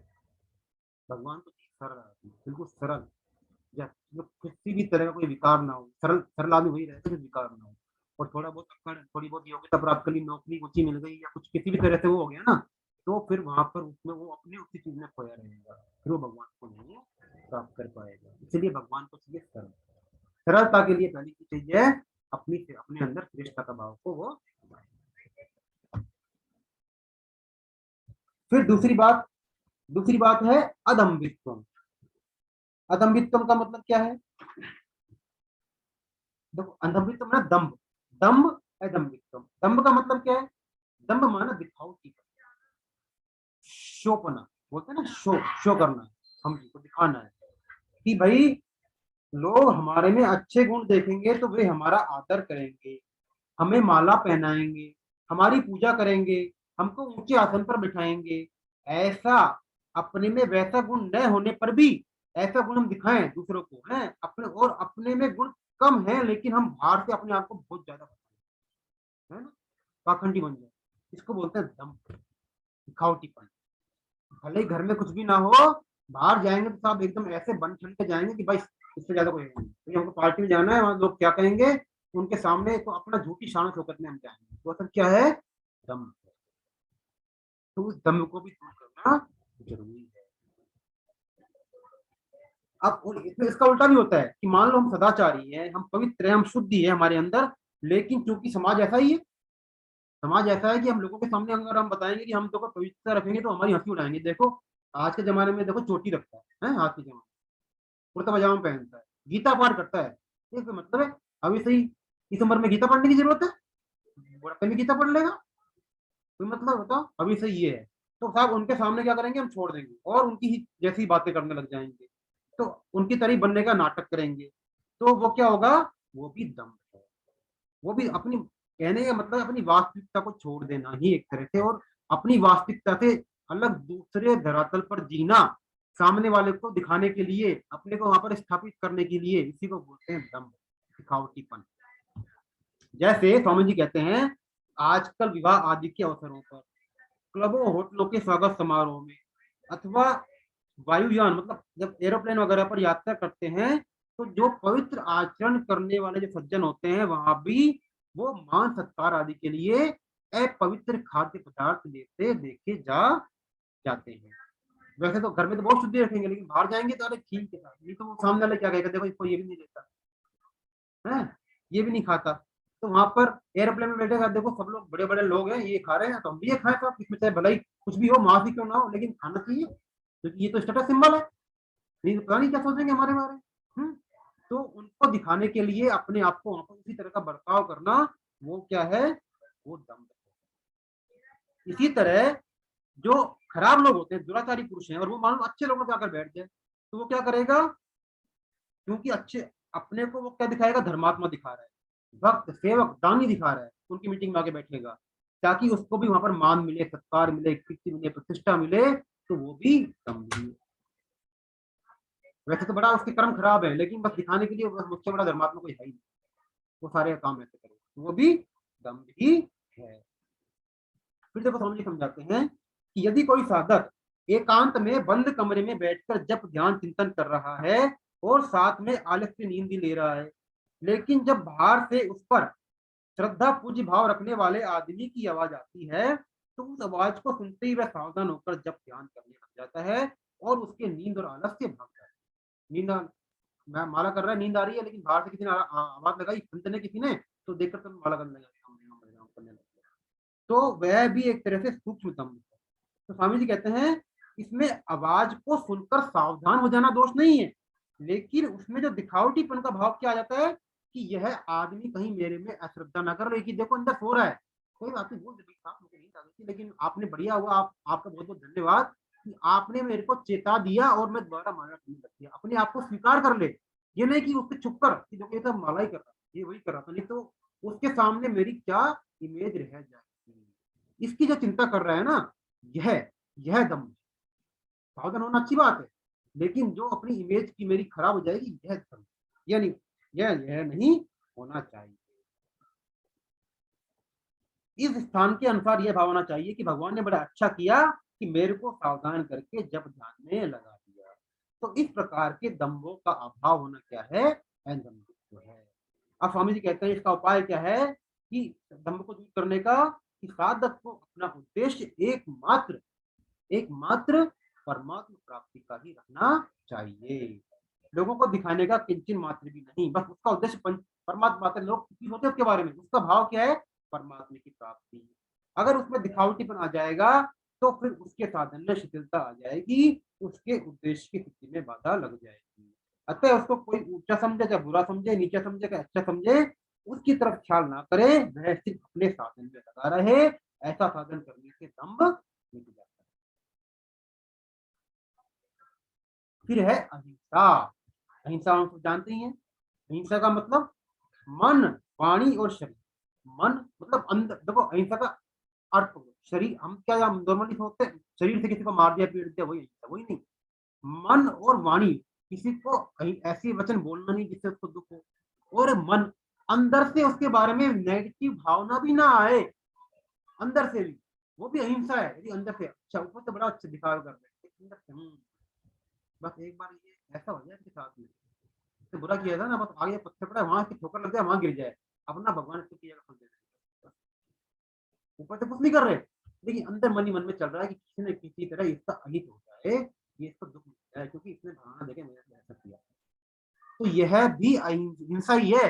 तो मन, वाणी और शरीर से भी कभी किसी को किंचन मात्र भी दुख न देने का नाम अहिंसा है। देखो आप साधक संजय में पढ़ लेना, अहिंसा के भगवान इन्होंने कई तरह के बताए। जैसे पहला बताया कि हिंसा तीन प्रकार की होती है। कर्तव्य से कौन कौन सी? कृत करना, किसी से करवाना, और कारित और अनुमोदित, हिंसा का समर्थन करना। फिर ये हिंसा भी तीन भाव से होती है, क्रोध से, लोभ से, मोह से। ऐसे ही फिर तीन के नौ हो गई। फिर ये इन 9 प्रकार की हिंसा में 3 मात्राएं होती है, मृदु मात्रा, मध्य मात्रा, आदि मात्रा। तो आप जितने पढ़ना चाहो तो साधक संजीवनी में अवेलेबल है, आप पढ़ लेना। बाकी मोटा मोटी हिंसा का मतलब यही होता है। इसको समझ लेते हैं। देखो अहिंसा भी 4 प्रकार की होती है। एक तरीका और अहिंसा का, एक तो देशगत, कालगत, समयगत और व्यक्तिगत। कि अमुक तीर्थ में, अमुक मंदिर में, अमुक स्थान में किसी को दुख नहीं देना, यह तो देशगत अहिंसा है। और एक हम कहते हैं भाई आज तो अमावस्या है, आज पूर्णिमा है, आज व्यक्तिपात है, आज कोई त्योहार है, पर्व है, तो आज किसी को दुख नहीं देना है, आज तो मैं शुद्ध रहूंगा, यह कालगत अहिंसा है। एक संत के मिलने पर, पुत्र के जन्म दिवस पर, कोई शुभ काम कर, पिता के निधन दिवस पर, किसी के अच्छे काम पर किसी को दुख नहीं देना है, यह क्या है? समयगत अहिंसा है। और एक गाय को नहीं मारना, हरिण को नहीं मारना, गुरुजन, माता पिता, बालक आदि को दुख नहीं देना, यह है व्यक्तिगत अहिंसा है। तो आप कुल मिला के बात यह है कि शरीर, वाणी और मन से भी हमको किसी भी प्रकार की हिंसा न करने का नाम अहिंसा है। अब इस अहिंसा को दूर कर, अहिंसा को लाने का उपाय क्या है?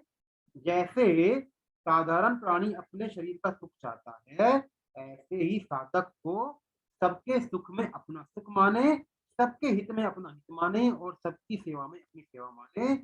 तो अर्थात सबके सुख और सेवा से अपना सुख, हित और सेवा अलग नहीं मानना चाहिए, सब अपने ही स्वरूप है। ऐसा जब विवेक जागृत रहेगा तो उसके द्वारा किसी को दुख देने की क्रिया होगी ही नहीं, और उसमें स्वतः ही हिंसा का भाव आ जाएगा। फिर है शांति। शांति का मतलब क्या है? शांति माना सहनशीलता, सरलता, अर्थात क्षमा। अपने में सामर्थ्य होते हुए भी अपराध करने वाले को कभी किसी प्रकार का किंचन मात्र भी दंड न मिले। हमारे अंदर शक्ति है, ताकत है कि हम उसको मजा चखा सके, लेकिन फिर भी हम अंदर से भी नहीं चाहते कि इसको किसी प्रकार दंड मिले। इसको बोलते हैं क्षमा। ऐसा भाव रखना तथा उससे बदला लेने अथवा किसी दूसरे और के द्वारा दंड दिलवाने का भाव भी न रखना कि दूसरा भी दंड देते, ऐसा ही भावना न रखें, उसको बोलते हैं हम शांति। शांति कैसे आए, सहनशीलता कैसे आए? देखो सहनशीलता स्वामी जी कहते हैं हमारे स्वरूप में, अपने स्वरूप में स्वतः सिद्ध है, आई हुई है, क्योंकि अपने स्वरूप में विकृति आती ही नहीं। क्योंकि हमारे स्वरूप में तो हम स्वरूप को, अगर हमको हमारे शरीर को कोई दुख दे रहा है तो क्या हमारे अंदर शरीर को दुख दे सकता है? नहीं दे सकता। तो कभी अमुक ने दुख दिया है, अपराध किया है, यदि हमारे अंदर ऐसी भावना आ भी रही है ना कि इसने बड़ा बुरा किया है, तो उस समय वह विचार होते आना चाहिए कि हमारा कोई बिगाड़ कर ही नहीं सकता, क्योंकि हम कौन है, हम आत्मा है, हमारे अंदर कोई विकृति आ ही नहीं सकती। ऐसा विचार करने से क्षमा भाव स्वतः आ जाता है। दूसरा क्या है उपाय? जैसे हम खाना खाते हैं, खाना खाते वक्त भोजन करते हैं तो दांतों से यदि कई बार हमारी जीभ कट जाती है, तो क्या हम दांतों को तोड़ देते हैं उस टाइम पे? अरे दुष्ट, तूने मेरी जीभ काट ली, बताता हूँ तेरे को मैं, जो हथौड़ा लिया और मार दिए, दो दांत के तोड़ दिया कि अब देख, अब तू काट के देगा जीभ को। ऐसा करते हैं क्या? नहीं करते ना, क्योंकि हमको पता है, हमको ये तो मान लो कि हमारी जीभ ठीक हो जाए, 2-4 दिन में ठीक हो जाती है, लेकिन हमारे अंदर कभी ऐसा भाव आता है कि हम दांतों को तोड़, नहीं आता ना ऐसा भाव। क्यों नहीं आता? क्योंकि अगर हमने दांतों को तोड़ दिया तो फिर हमारे को एक दूसरी दुख हो जाएगा, दूसरी पीड़ा हो जाएगी, इससे हमारे को ही दुख का हमारा ही अनिष्ट होगा। तो ऐसे ही यदि कोई हमारा बिना कारण अपराध करता है, हमको दुख देता है, तो अगर हम उसको दुख देंगे, दंड देंगे, तो वास्तव में हमारा ही अनिष्ट होगा, हमको और पीड़ा होगी, क्योंकि वो भी तो अपना ही स्वरूप है, उसके अंदर भी तो वही है जो हमें, बस। तो इस तरह से हमारे अंदर शांति सहनशीलता आती है। फिर है आर्जवम। आर्जवम का मतलब क्या है? आर्जवम, आर्जवम का मतलब है सरलता, सीधापन। शांति मतलब सहनशीलता थी, और आर्जवम मतलब है सरलता, सीधापन। अहिंसा, क्षमा और सरलता, आर्जवम, हाँ सरलता। सरलता मतलब सरल सीधेपन के भाव को आर्जव कहते हैं। भगवान देखो सरलता पर ही रिलीजते हैं, हम ऑलरेडी चर्चा कर चुके हैं।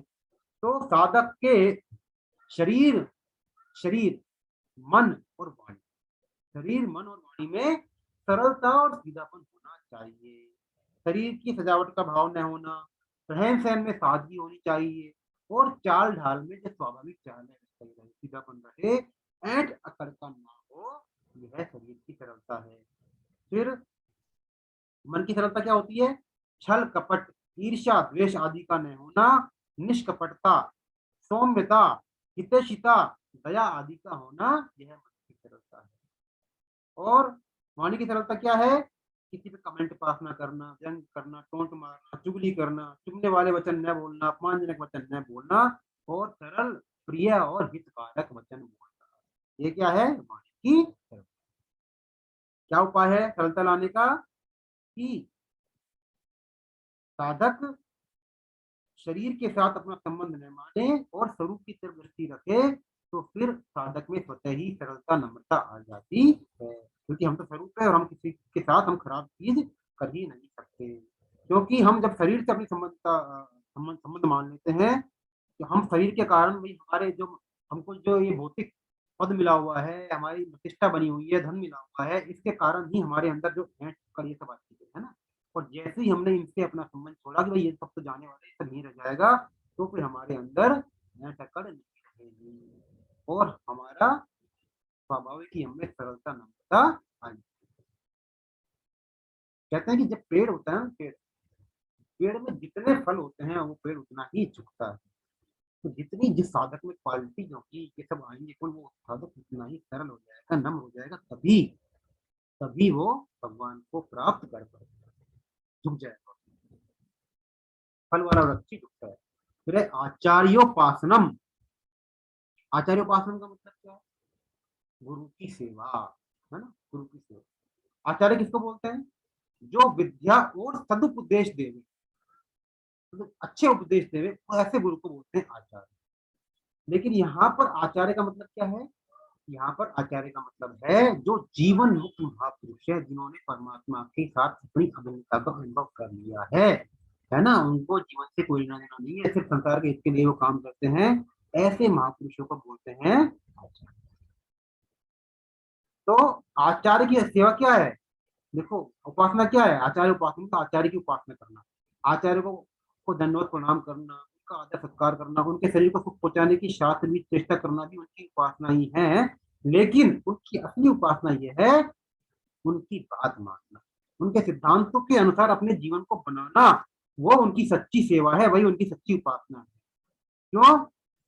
कि जो देहाभिमानी की सेवा होती है, जिसके अंदर देह का अभिमान, उसकी सेवा तो आप उसकी देह की शरीर की सेवा करोगे तो हो जाएगी, लेकिन जो आचार्य तो गुणातीत रहते हैं, गुणों से ऊपर उठ चुके होते हैं, तो उनको देह से कोई मतलब नहीं होता, उनकी तो बस बात मान लो, उनकी सिद्धांत के अनुसार चल लो, वही उसकी सेवा है। तो गुणातीत महापुरुष के केवल देह की सेवा करना उसकी पूर्ण सेवा नहीं। अब आचार्य कैसे पहचाने भाई आज के जमाने में कौन सा आचार्य सही है कौन सा नहीं है? ये बात तो बड़ी कठिन है। तो देखो समझने उपाय बता, साधक को शुरू से ही सोच समझकर आचार्य संत महापुरुष के पास जाना चाहिए। तो आचार्य गुरु कैसा हो, इस संबंध में ये बातें ध्यान में रखनी चाहिए। अपनी दृष्टि में जो वास्तविक बोधवान हो, तत्वज्ञ हो, हम्म? जो कर्म योग, ज्ञान योग, भक्ति योग आदि साधनों को ठीक से जानने वाले, जिनके संग से वचनों से हमारे हृदय में रहने वाली शंकाएं बिना पूछे ही, उनका हो रहा होता है, तुम कत्ते होता है कि बिना पूछे ही हमारी शंकाएं दूर हो जाती हैं। तो था जिनके पास में रहने से प्रसन्नता शांति का अनुभव हो। फिर पांचवा क्या है? जो हमारे साथ केवल हमारे हित के लिए ही संबंध रखते हुए दिखते हो, ऐसा नहीं बस आओ छुड़ावा लाने दो साहब, होने दो, कमरा बनाने दो, अक्सर बन जाए, ये बन जाए, वो बन जाए, बस बहुत मतलब नहीं उनको, है ना।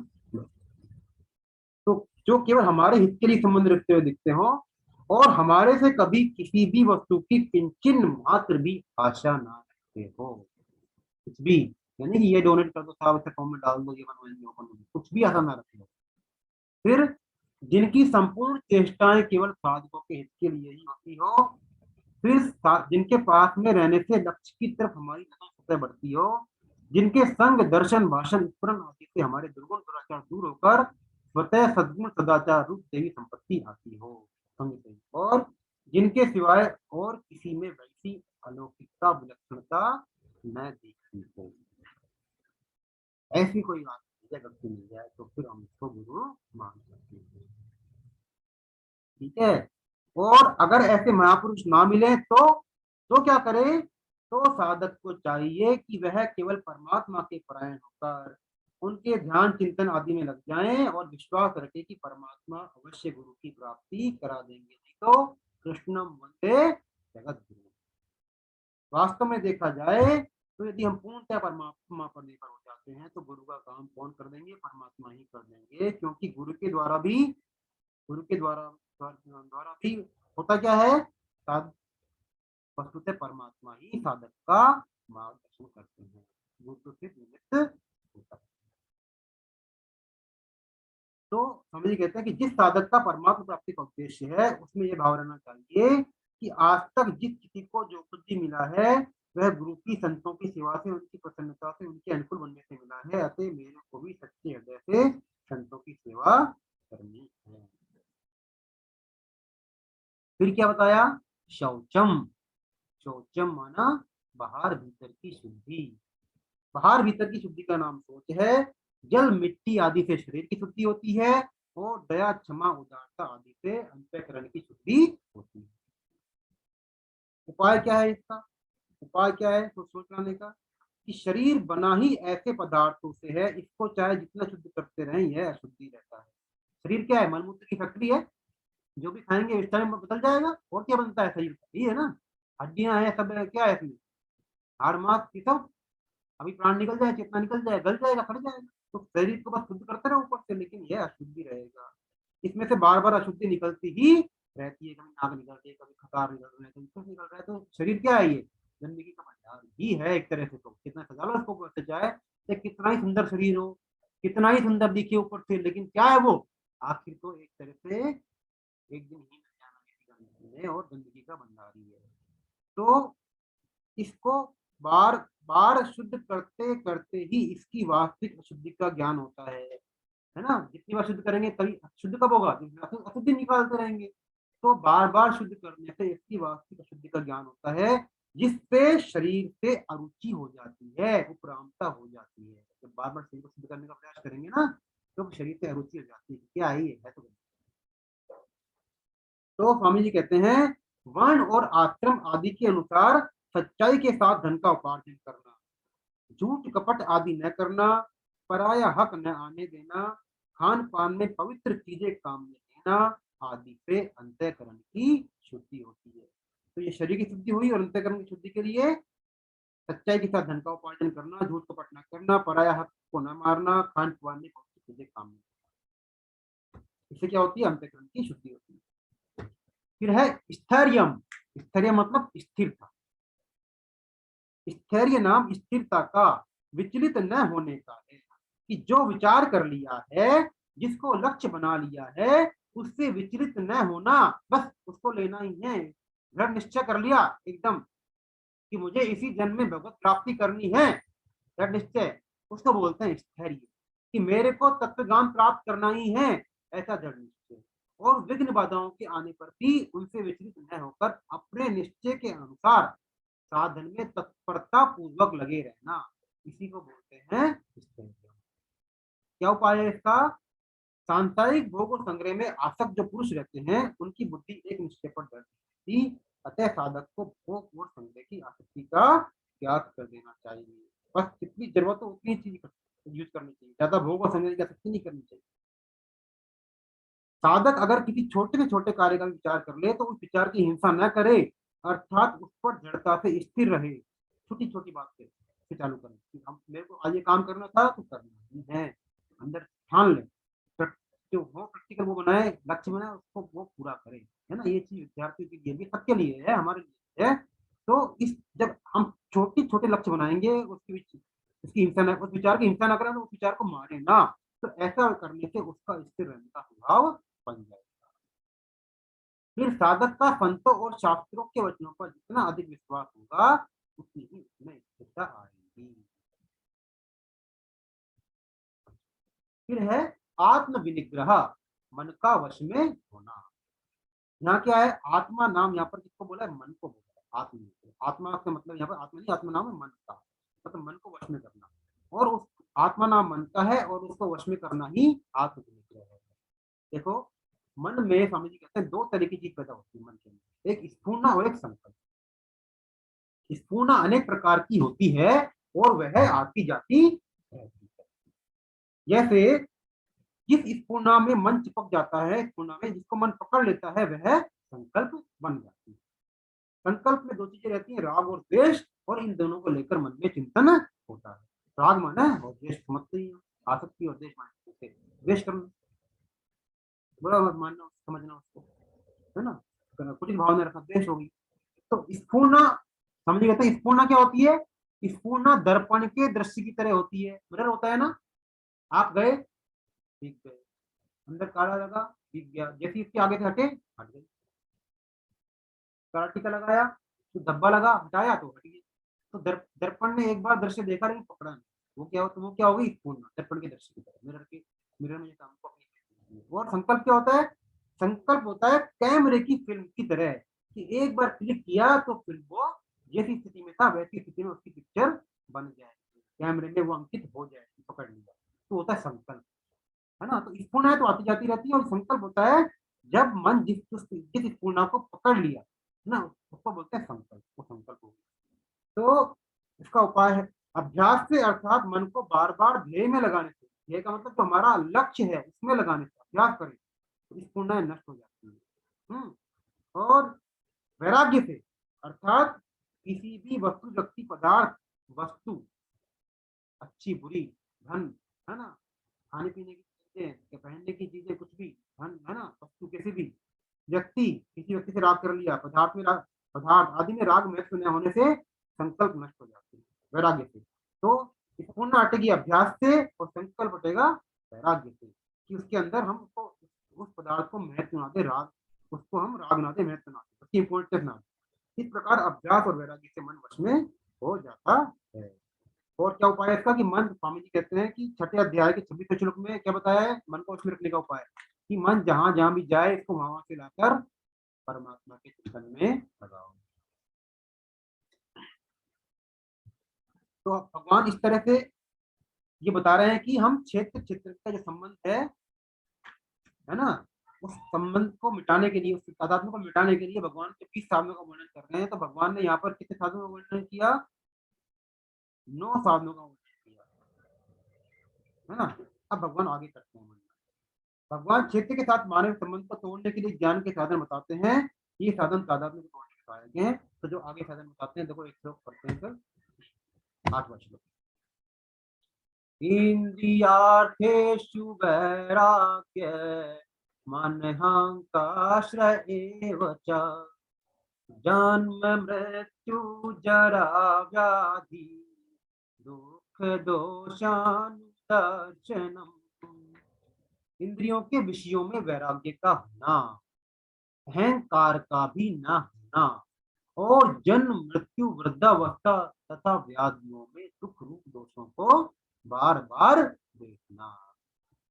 ये अगले इंद्रियार्थेषु वैराग्यम। पहला क्या है? इंद्रियार्थेषु वैराग्यम। स्वामी जी समझाते हैं कि लोक परलोक के शब्दादि समस्त विषयों में इंद्रियों का खिंचाव न होना ही इंद्रियों के विषयों में राग नहीं होना है। अर्थात इंद्रियों का विषयों के साथ संबंध होने पर भी तथा शास्त्र के अनुसार जीवन निर्वाह के लिए इंद्रियों द्वारा विषयों का सेवन करते हुए भी साधक को विषयों में राग आसक्ति प्रियता नहीं होनी चाहिए। देखो, विषय है तो इंद्रिय है तो विषय भी होंगे और उनके साथ संबंध भी होगा। ऐसा तो है नहीं कि खाने में गति तेज हो गई और हमको ज्ञान ही ना हो। मिर्ची तेज है तो ज्ञान नहीं होगा, अभी जलेगी पता पड़ेगा, और मीठा तेज है तो ही पता पड़ेगा, मीठे का में तो ही पता पड़ेगा, दुर्गंध आ रही तो ही पता पड़ेगा, है ना। ज्ञान तो होगा इंद्रियों के द्वारा विषयों का, लेकिन विषयों का सेवन करते हुए भी हमको उससे विचलित नहीं होना, है ना। उसमें राग आसक्ति प्रियता नहीं करनी हमको। ज्ञान है लेकिन उसमें उससे हमको सुखी दुखी नहीं होना। इसी को बोलते हैं इंद्रियों के विषयों में वैराग्य का होना। विषय हटेगी नहीं बुद्धि, विषयों का ज्ञान तो होगा लेकिन उन विषयों के फल से हम सुखी दुखी ना हो। स्वामी जी कहते हैं इसका उपाय है, विषयों में राग होने से ही विषयों की महत्ता दिखती है, संसार में आकर्षण होता है और इसी से सब पाप होते हैं। अगर हमारा विषयों में ही राग रहेगा तो तत्व बोध कैसे होगा, परमात्म तत्व में हमारी स्थिति कैसे होगी। अगर राग का त्याग कर दें तो परमात्मा में स्थिति हो जाएगी। ऐसा विचार करने से विषयों में वैराग्य हो जाता है। तो हम बस उसमें समता में रहें, राग का त्याग कर दें, है ना। जैसा भोजन मिलता है वैसे करने पड़ता है, ठीक है, लेकिन उससे सुखी दुखी ना हो। तो ऐसा विचार करने से हमारा विषयों से वैराग्य हो जाएगा। दूसरा उपाय क्या है? हम यह सोचेंगे, देखो बड़े बड़े धनी शूरवीर राजा महाराजा आदि हुए, उन्होंने बहुत से लोगों को भोगा, पर अंत में उसका क्या रहा? कुछ नहीं रहा। उनके शरीर कमजोर हो गए और अंत में सब चले गए। इस प्रकार विचार करने से ही वैराग्य हो जाता है। आज चाहे कितना ही हो, टाटा पिता कोई भी हो, क्या होगा? अंत में तो सब एक ही रह जाएगा, है ना। तो फिर ठीक है, भोग तो क्या हुआ, है ना। सबके शरीर तो कमजोर होते ही है, सब जाने ही है। तो ऐसा करने से भी हमारा व्यक्तियों में वैराग्य हो जाता है। इसका मतलब ये नहीं कि हम प्रयास ना करें, हमको सांसारिक काम के लिए, है ना, दूसरों की सेवा की भावना से परमात्मा के लिए हमको सारे काम करने हैं, ये नहीं वैरागी वैसा बन जाना है। अंदर से वैरागीपना आना चाहिए, लेकिन बाहर से इनको सारे काम बिल्कुल करने ही है, अपने कर्तव्य निभाना ही है। इसका मतलब ये नहीं कि हम अपने कर्तव्य को छोड़ दें, ये बिल्कुल ना समझते उल्टी बात कि हम अपने कर्तव्य पालन को छोड़ दें, सारे काम करने हैं हमको, लेकिन उसके काम में हमको क्षमता बनाए रखनी है और अंदर से हमको वैराग्य का बोध होना चाहिए। हमको अंदर से अपने अपने स्वरूप की, अपनी वास्तविक अपनेपन की जागृति रहनी चाहिए, बस परमात्मा। तो सारे काम फिर अपने आप होते रहेंगे और आप देखेंगे, हम देखेंगे कि फिर हमारे काम ज्यादा दक्षता से होने लगेंगे, क्योंकि फिर हम किसी काम के परिणाम से सुखी दुखी होंगे नहीं, देंगे अपना 100%, लेकिन जो होगा वही भगवान की इच्छा है और उससे हम अपने आप को ज्यादा सशक्त महसूस करेंगे। है ना। आज संसार में जो युवा पीढ़ी है, छोटे छोटे बच्चे हैं, जरा सी चीजों में एग्जाम में फेल हो गए, नंबर कम आ गए, कुछ भी हो गया, डॉक्टर में पास नहीं हुए, तो गलत कदम उठा लेते हैं, कुछ भी कर लेते हैं। यदि उनको इस तरह की चीजें पढ़ने को मिले, इस तरह से उनकी मानसिक मजबूती बढ़ती है। इसीलिए हम कहते हैं कि युवा पीढ़ी के लिए भी गीता बहुत जरूरी है। ऐसा नहीं है कि हम गीता पढ़ने की कोई उम्र होती है, जिस उम्र में हमारा परिचय हो जाए वही उम्र, वही हमारा वास्तविक जन्मदिन होता है। जिस दिन हमारा गीता का परिचय हो गया वही हमारा असली जन्म। हम तो बहुत लेट गीता को जाने, है ना। तो हम चाहते हैं कि हमारे बच्चे हैं, हमारी पीढ़ी है, वो जल्दी से जल्दी इस चीज को पढ़े, ताकि वो अपने जीवन को सफलता से और इस समाज के लिए उपयोगी जीवन जी सके। नहीं तो फिर आज जिस तरह का माहौल बन रहा है, जिस तरह के वातावरण बन रहा है, उसके क्या दुष्परिणाम हो रहे हैं। और वो हम जैसे लोगों के घरों के ही बच्चे हैं, हम जैसे लोग ही हैं जिसके कारण सब चीजें हो रही हैं। तो फिर विनाश तो फिर होना ही है। इस विनाश को रोकने के लिए हमको इतना अच्छा ग्रंथ उपलब्ध है, तो हमको ज्यादा से ज्यादा को इस चीज की तरफ जोड़ना चाहिए। तीसरा उपाय बताते हैं, जिन्होंने भोग नहीं भोगे हैं, जिनके पास भोग सामग्री नहीं है, जो संसार से विरक्त हैं, उनकी अपेक्षा जिन्होंने भोग भोगे हैं और भोग रहे हैं, उनमें क्या विलक्षणता आई? कुछ नहीं। प्रत्युत भोग भोगने वाले तो शोक चिंता में डूबे हुए हैं। ऐसा विचार करने से भी वैराग्य होता है। जो ज्यादा धनी है, ज्यादा पैसे वाला है, उसके अंदर क्या है? अमीरों के घर के लड़के लड़के कैसे होते हैं पता ही है हमको। तो क्या हो रहा है? वो बिगड़ ही रहे हैं, और क्या हो रहा है? बस। तो फिर ऐसा विचार करने के लिए आज चलो हम बहुत बड़े फिल्म स्टार बन जाएं, तो क्या उनकी औलादे कर रही हैं, आप सब जानते हैं। कुछ भी मतलब बड़े से बड़ा आदमी क्या कर रहा है? बहुत ही कम है जो उस चीज को सही तरह से यूज कर रहे हैं। तो ऐसा सोचने से भी फिर वैराग्य हो जाता है। कहने का मतलब ये है कि संतोषी बनो। संतोषी बनना चाहिए, जो मिल रहा है प्रयास करो। प्रयास भगवान, और जो मिल जाए उसको भगवान के काम में लगाओ, भगवान की दूसरों की सेवा में लगाएंगे, और अपने लिए कुछ ना मानेंगे। ऐसा करने से हमको धनवान होना बुरी बात नहीं है, पर धन के मद में चूर होना, घमंड पाना, सुखी दुखी होना नहीं मिले तो वो बुरी बात है, वो गलत बात है। उसी की मना। ऐसे तो राजा जनक थे, कितने धनवान थे, कितने भोगों में रहते थे, लेकिन फिर भी उनसे ज्यादा वैरागी कोई था नहीं, हो नहीं सकता। कितने भोगों के बीच में रहते हमारा दिमाग खराब हो जाए। अगर उनकी जितने ऐशोआराम मिल जाए तो हमको उनका 1% नहीं मिल जाए। तो वैरागी का मतलब ये नहीं है कि साधु बाबा बन जाए, सन्यासी बन जाए और जाके गंगा में चल जाएंगे, नहीं है। मतलब संसार में रहते हुए भी हम वैरागी बन सकते हैं, अंदर से वैराग बना।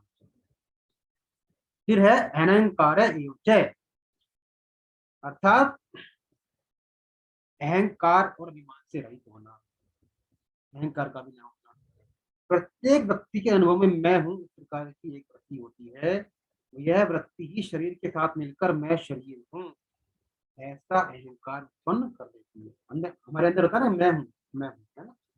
तो यह मैं शरीर, शरीर के साथ मिलकर क्या हो गया? मैं शरीर हूँ।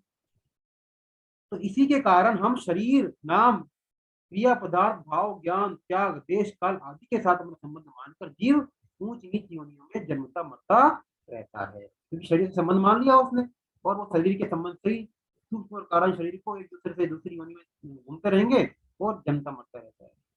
तो यह अहंकार है जो अंदर का, कि भाई मैं शरीर हूँ, यह साधन में प्राय बहुत दूर तक रहता है। तो मनुष्य को स्वयं की मान्यता होने के कारण व्यक्तित्व में के रूप में इसका भान होता रहता है। भगवान के द्वारा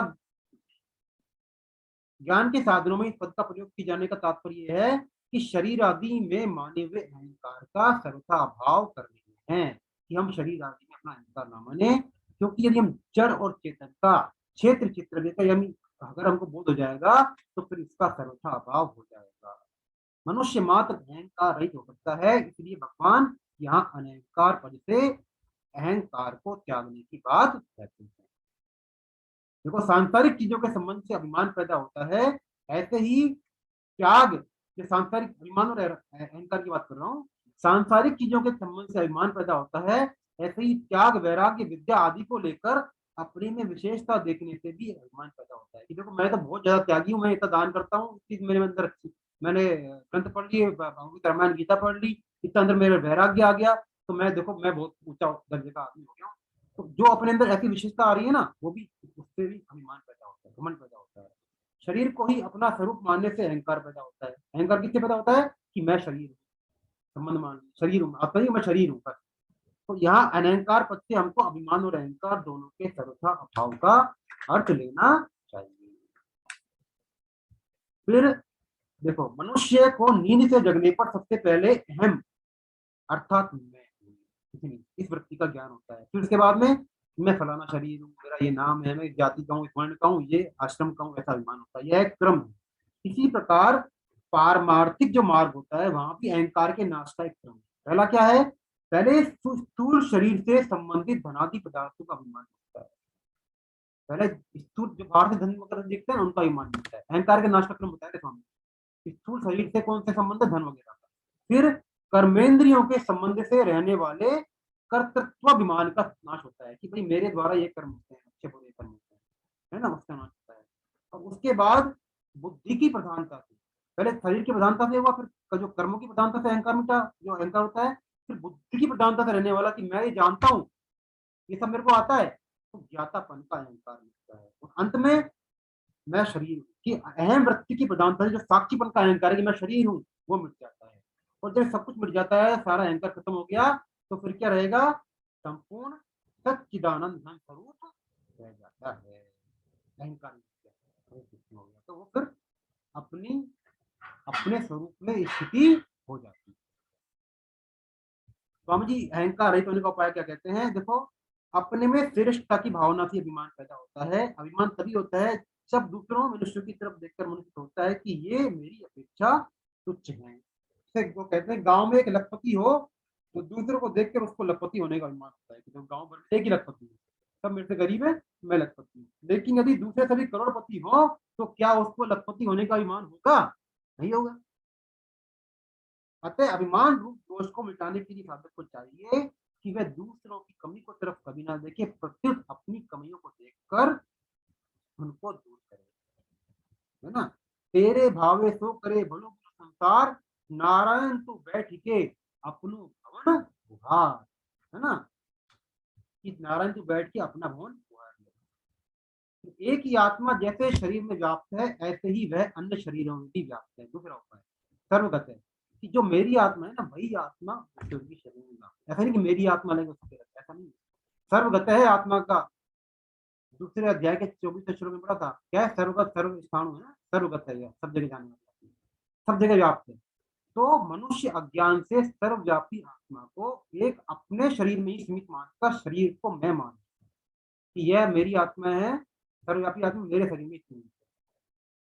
तो जैसे मनुष्य में बैंक में जैसे क्या होता है, बैंक है, बैंक में बहुत सारे रुपये रखे हैं, तो क्या हम उन सभी रुपयों से समझ मान लेते हैं पूरे पूरे बैंक तो मेरे ही है, या फिर जो हमारे अकाउंट में या मेरे लॉकर में उन्हीं को हम अपना मानते हैं, उन्हीं को मानते हैं ना अपना।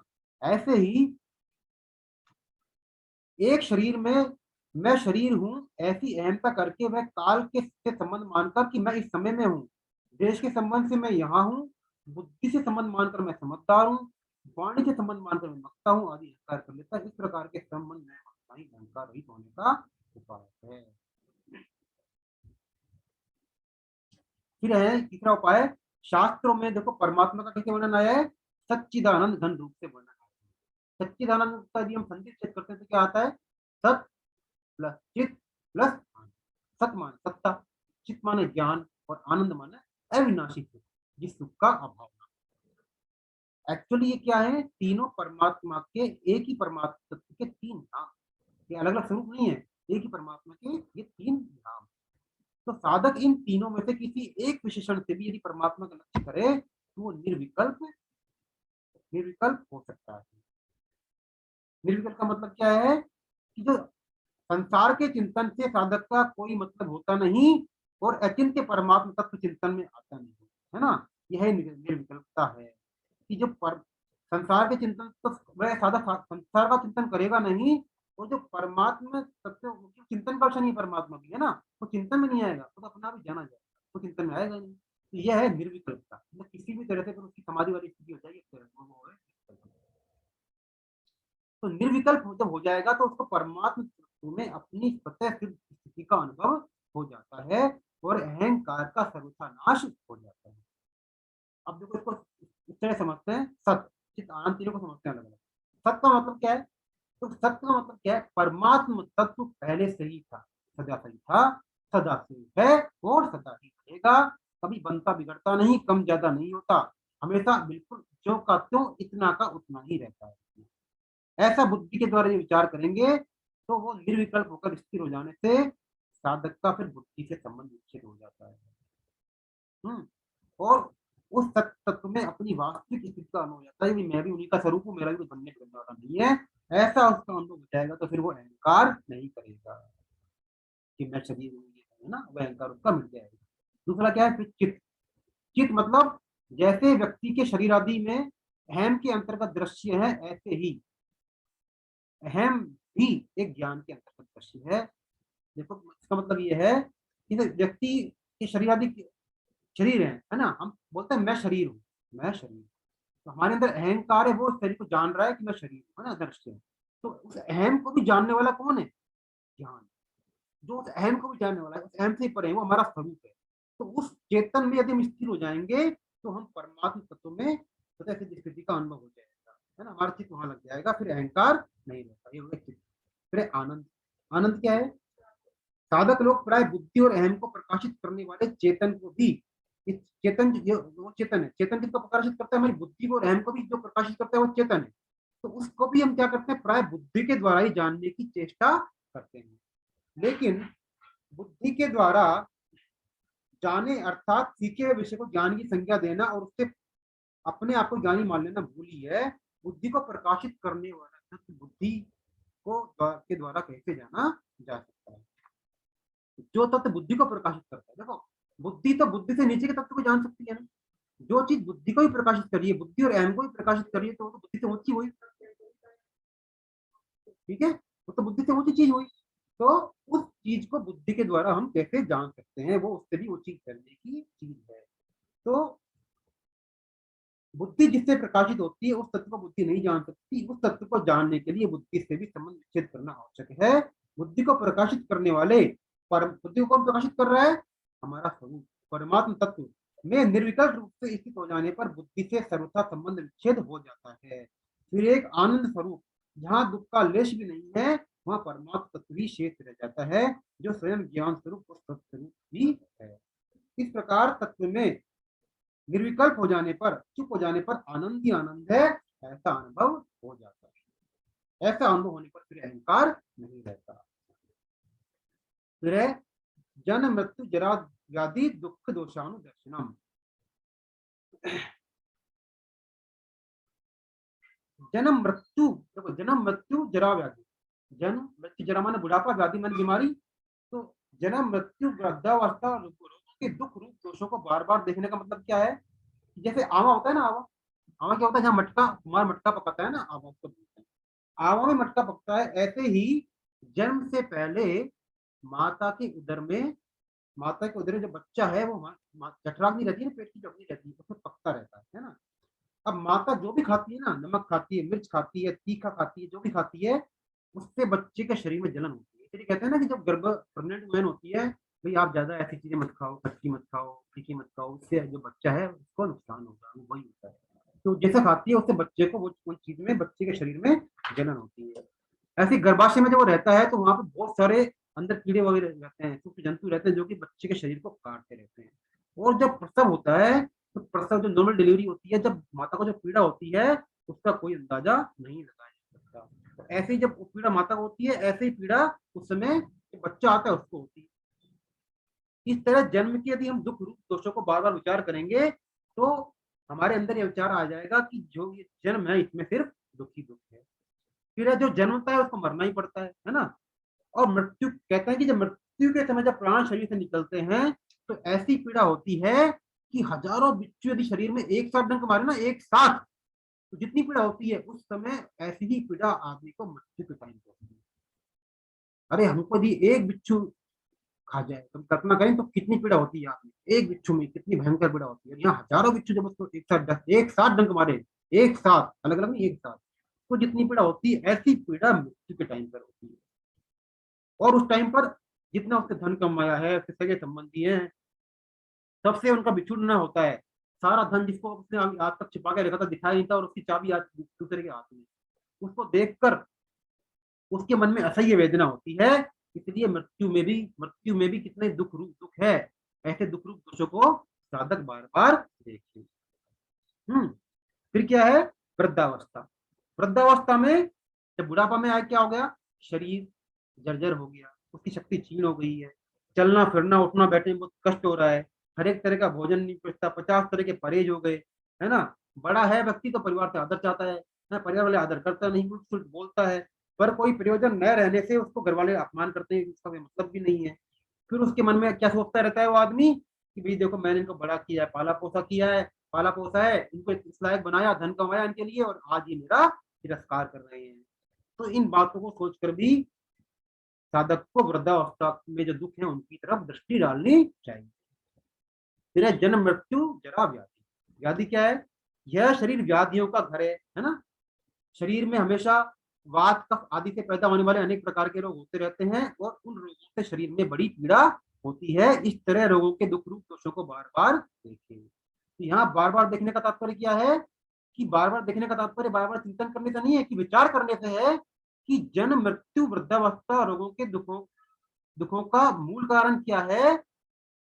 इनमें विचार करेंगे तो उनका जो मूल कारण क्या है, उत्पत्ति विनाशी पदार्थों में राग स्वाभाविक ही कम हो जाता है, अर्थात भोगों से वैराग्य रहता है। तो हमने भोग भोगे, शरीर से संबंध माना, उससे हमने कर्म किए, फल की प्राप्ति इच्छा रहती, कभी जन्म हुआ, और जन्म से ही बाकी मृत्यु हुई, व्याधि हुई, रोग हुए, उसी से चालू हुआ सारा। अगर जन्म ही नहीं होता तो बाकी 3 चीजें तो आती नहीं। तो मूल कारण क्या है, भोग बुद्धि से इन भोगों को भोगना। तो ऐसा जब इनके बारे में चिंतन करेंगे, विचार करेंगे, तो फिर हम क्षेत्र चित्र के भाव को अलग, जो हमारा शरीर से तादाद में है, आसक्ति है, वो हमारी छूटने लगेगी, है ना। तो शरीर आदि जड़ पदार्थों के साथ संबंध मानने से, उनको महत्व देने से, उनका आश्रय लेने से ही संपूर्ण दोष उत्पन्न होते हैं। देयाभिमयी मानानि सर्वे दोषा प्रादुर्भवन्ति। तो और हम क्या है, वास्तव में हम परमात्मा के स्वरूप हैं, उनके अंश हैं, हम जीवात्मा है, तो हम निर्दोष हैं, चेतन अमल सहज सुख राशि, है ना। हम ये हैं, यही कारण है कि जीवात्मा को दुख और दोष अच्छे लगते नहीं, क्योंकि वे इसके सजातीय नहीं है। तो जीव अपने द्वारा ही पैदा किए हुए दोषों के कारण सदा दुख पाता रहता है। अतः भगवान जन्म मृत्यु आदि के दुख रूप दोषों के मूल कारण क्या है, देहाभिमान, शरीर में आसक्ति, इसको विचार पूर्वक चिंतन करके मिटाने के लिए कह रहे हैं। चिंता नहीं करनी, चिंतन करना, विचार करना है ना। इस तरह से भगवान कह रहे हैं। तो इस प्रकार भगवान यहाँ पर क्षेत्र से अर्थात शरीर से तादात्म्य में जो मानना हुआ है उसको हटाने के साधनों का वर्णन कर रहे हैं। तो हमने आज 8 श्लोक पढ़े, आगे के श्लोक हम अगली क्लास में पढ़ेंगे। तो देखो, बहुत ही अच्छा चैप्टर है, बहुत ही पूर्ण चैप्टर है। भगवान इसमें इतनी खुलकर, पहले भगवान ने क्षेत्र को, शरीर को, क्षेत्र को, आत्मा को ढंग से बताया, है ना। किससे मिलकर क्षेत्र बना है ये बताया, क्षेत्र के कौन है ये बताया। फिर क्षेत्र हमारी, इस क्षेत्र से हमने तो तादात्म्य माना हुआ है, अपनापन माना हुआ है, इसको हटाने का उपाय भगवान बताया है ना। तो बहुत ही अच्छा चैप्टर है, ज्ञान का चैप्टर है। तो हम इसको ढंग से पढ़े, और हम फिर आगे आगे क्लास में पढ़ेंगे। अब आपके मन में कोई शंका है, कोई प्रश्न है, तो आप कृपया पूछ लें।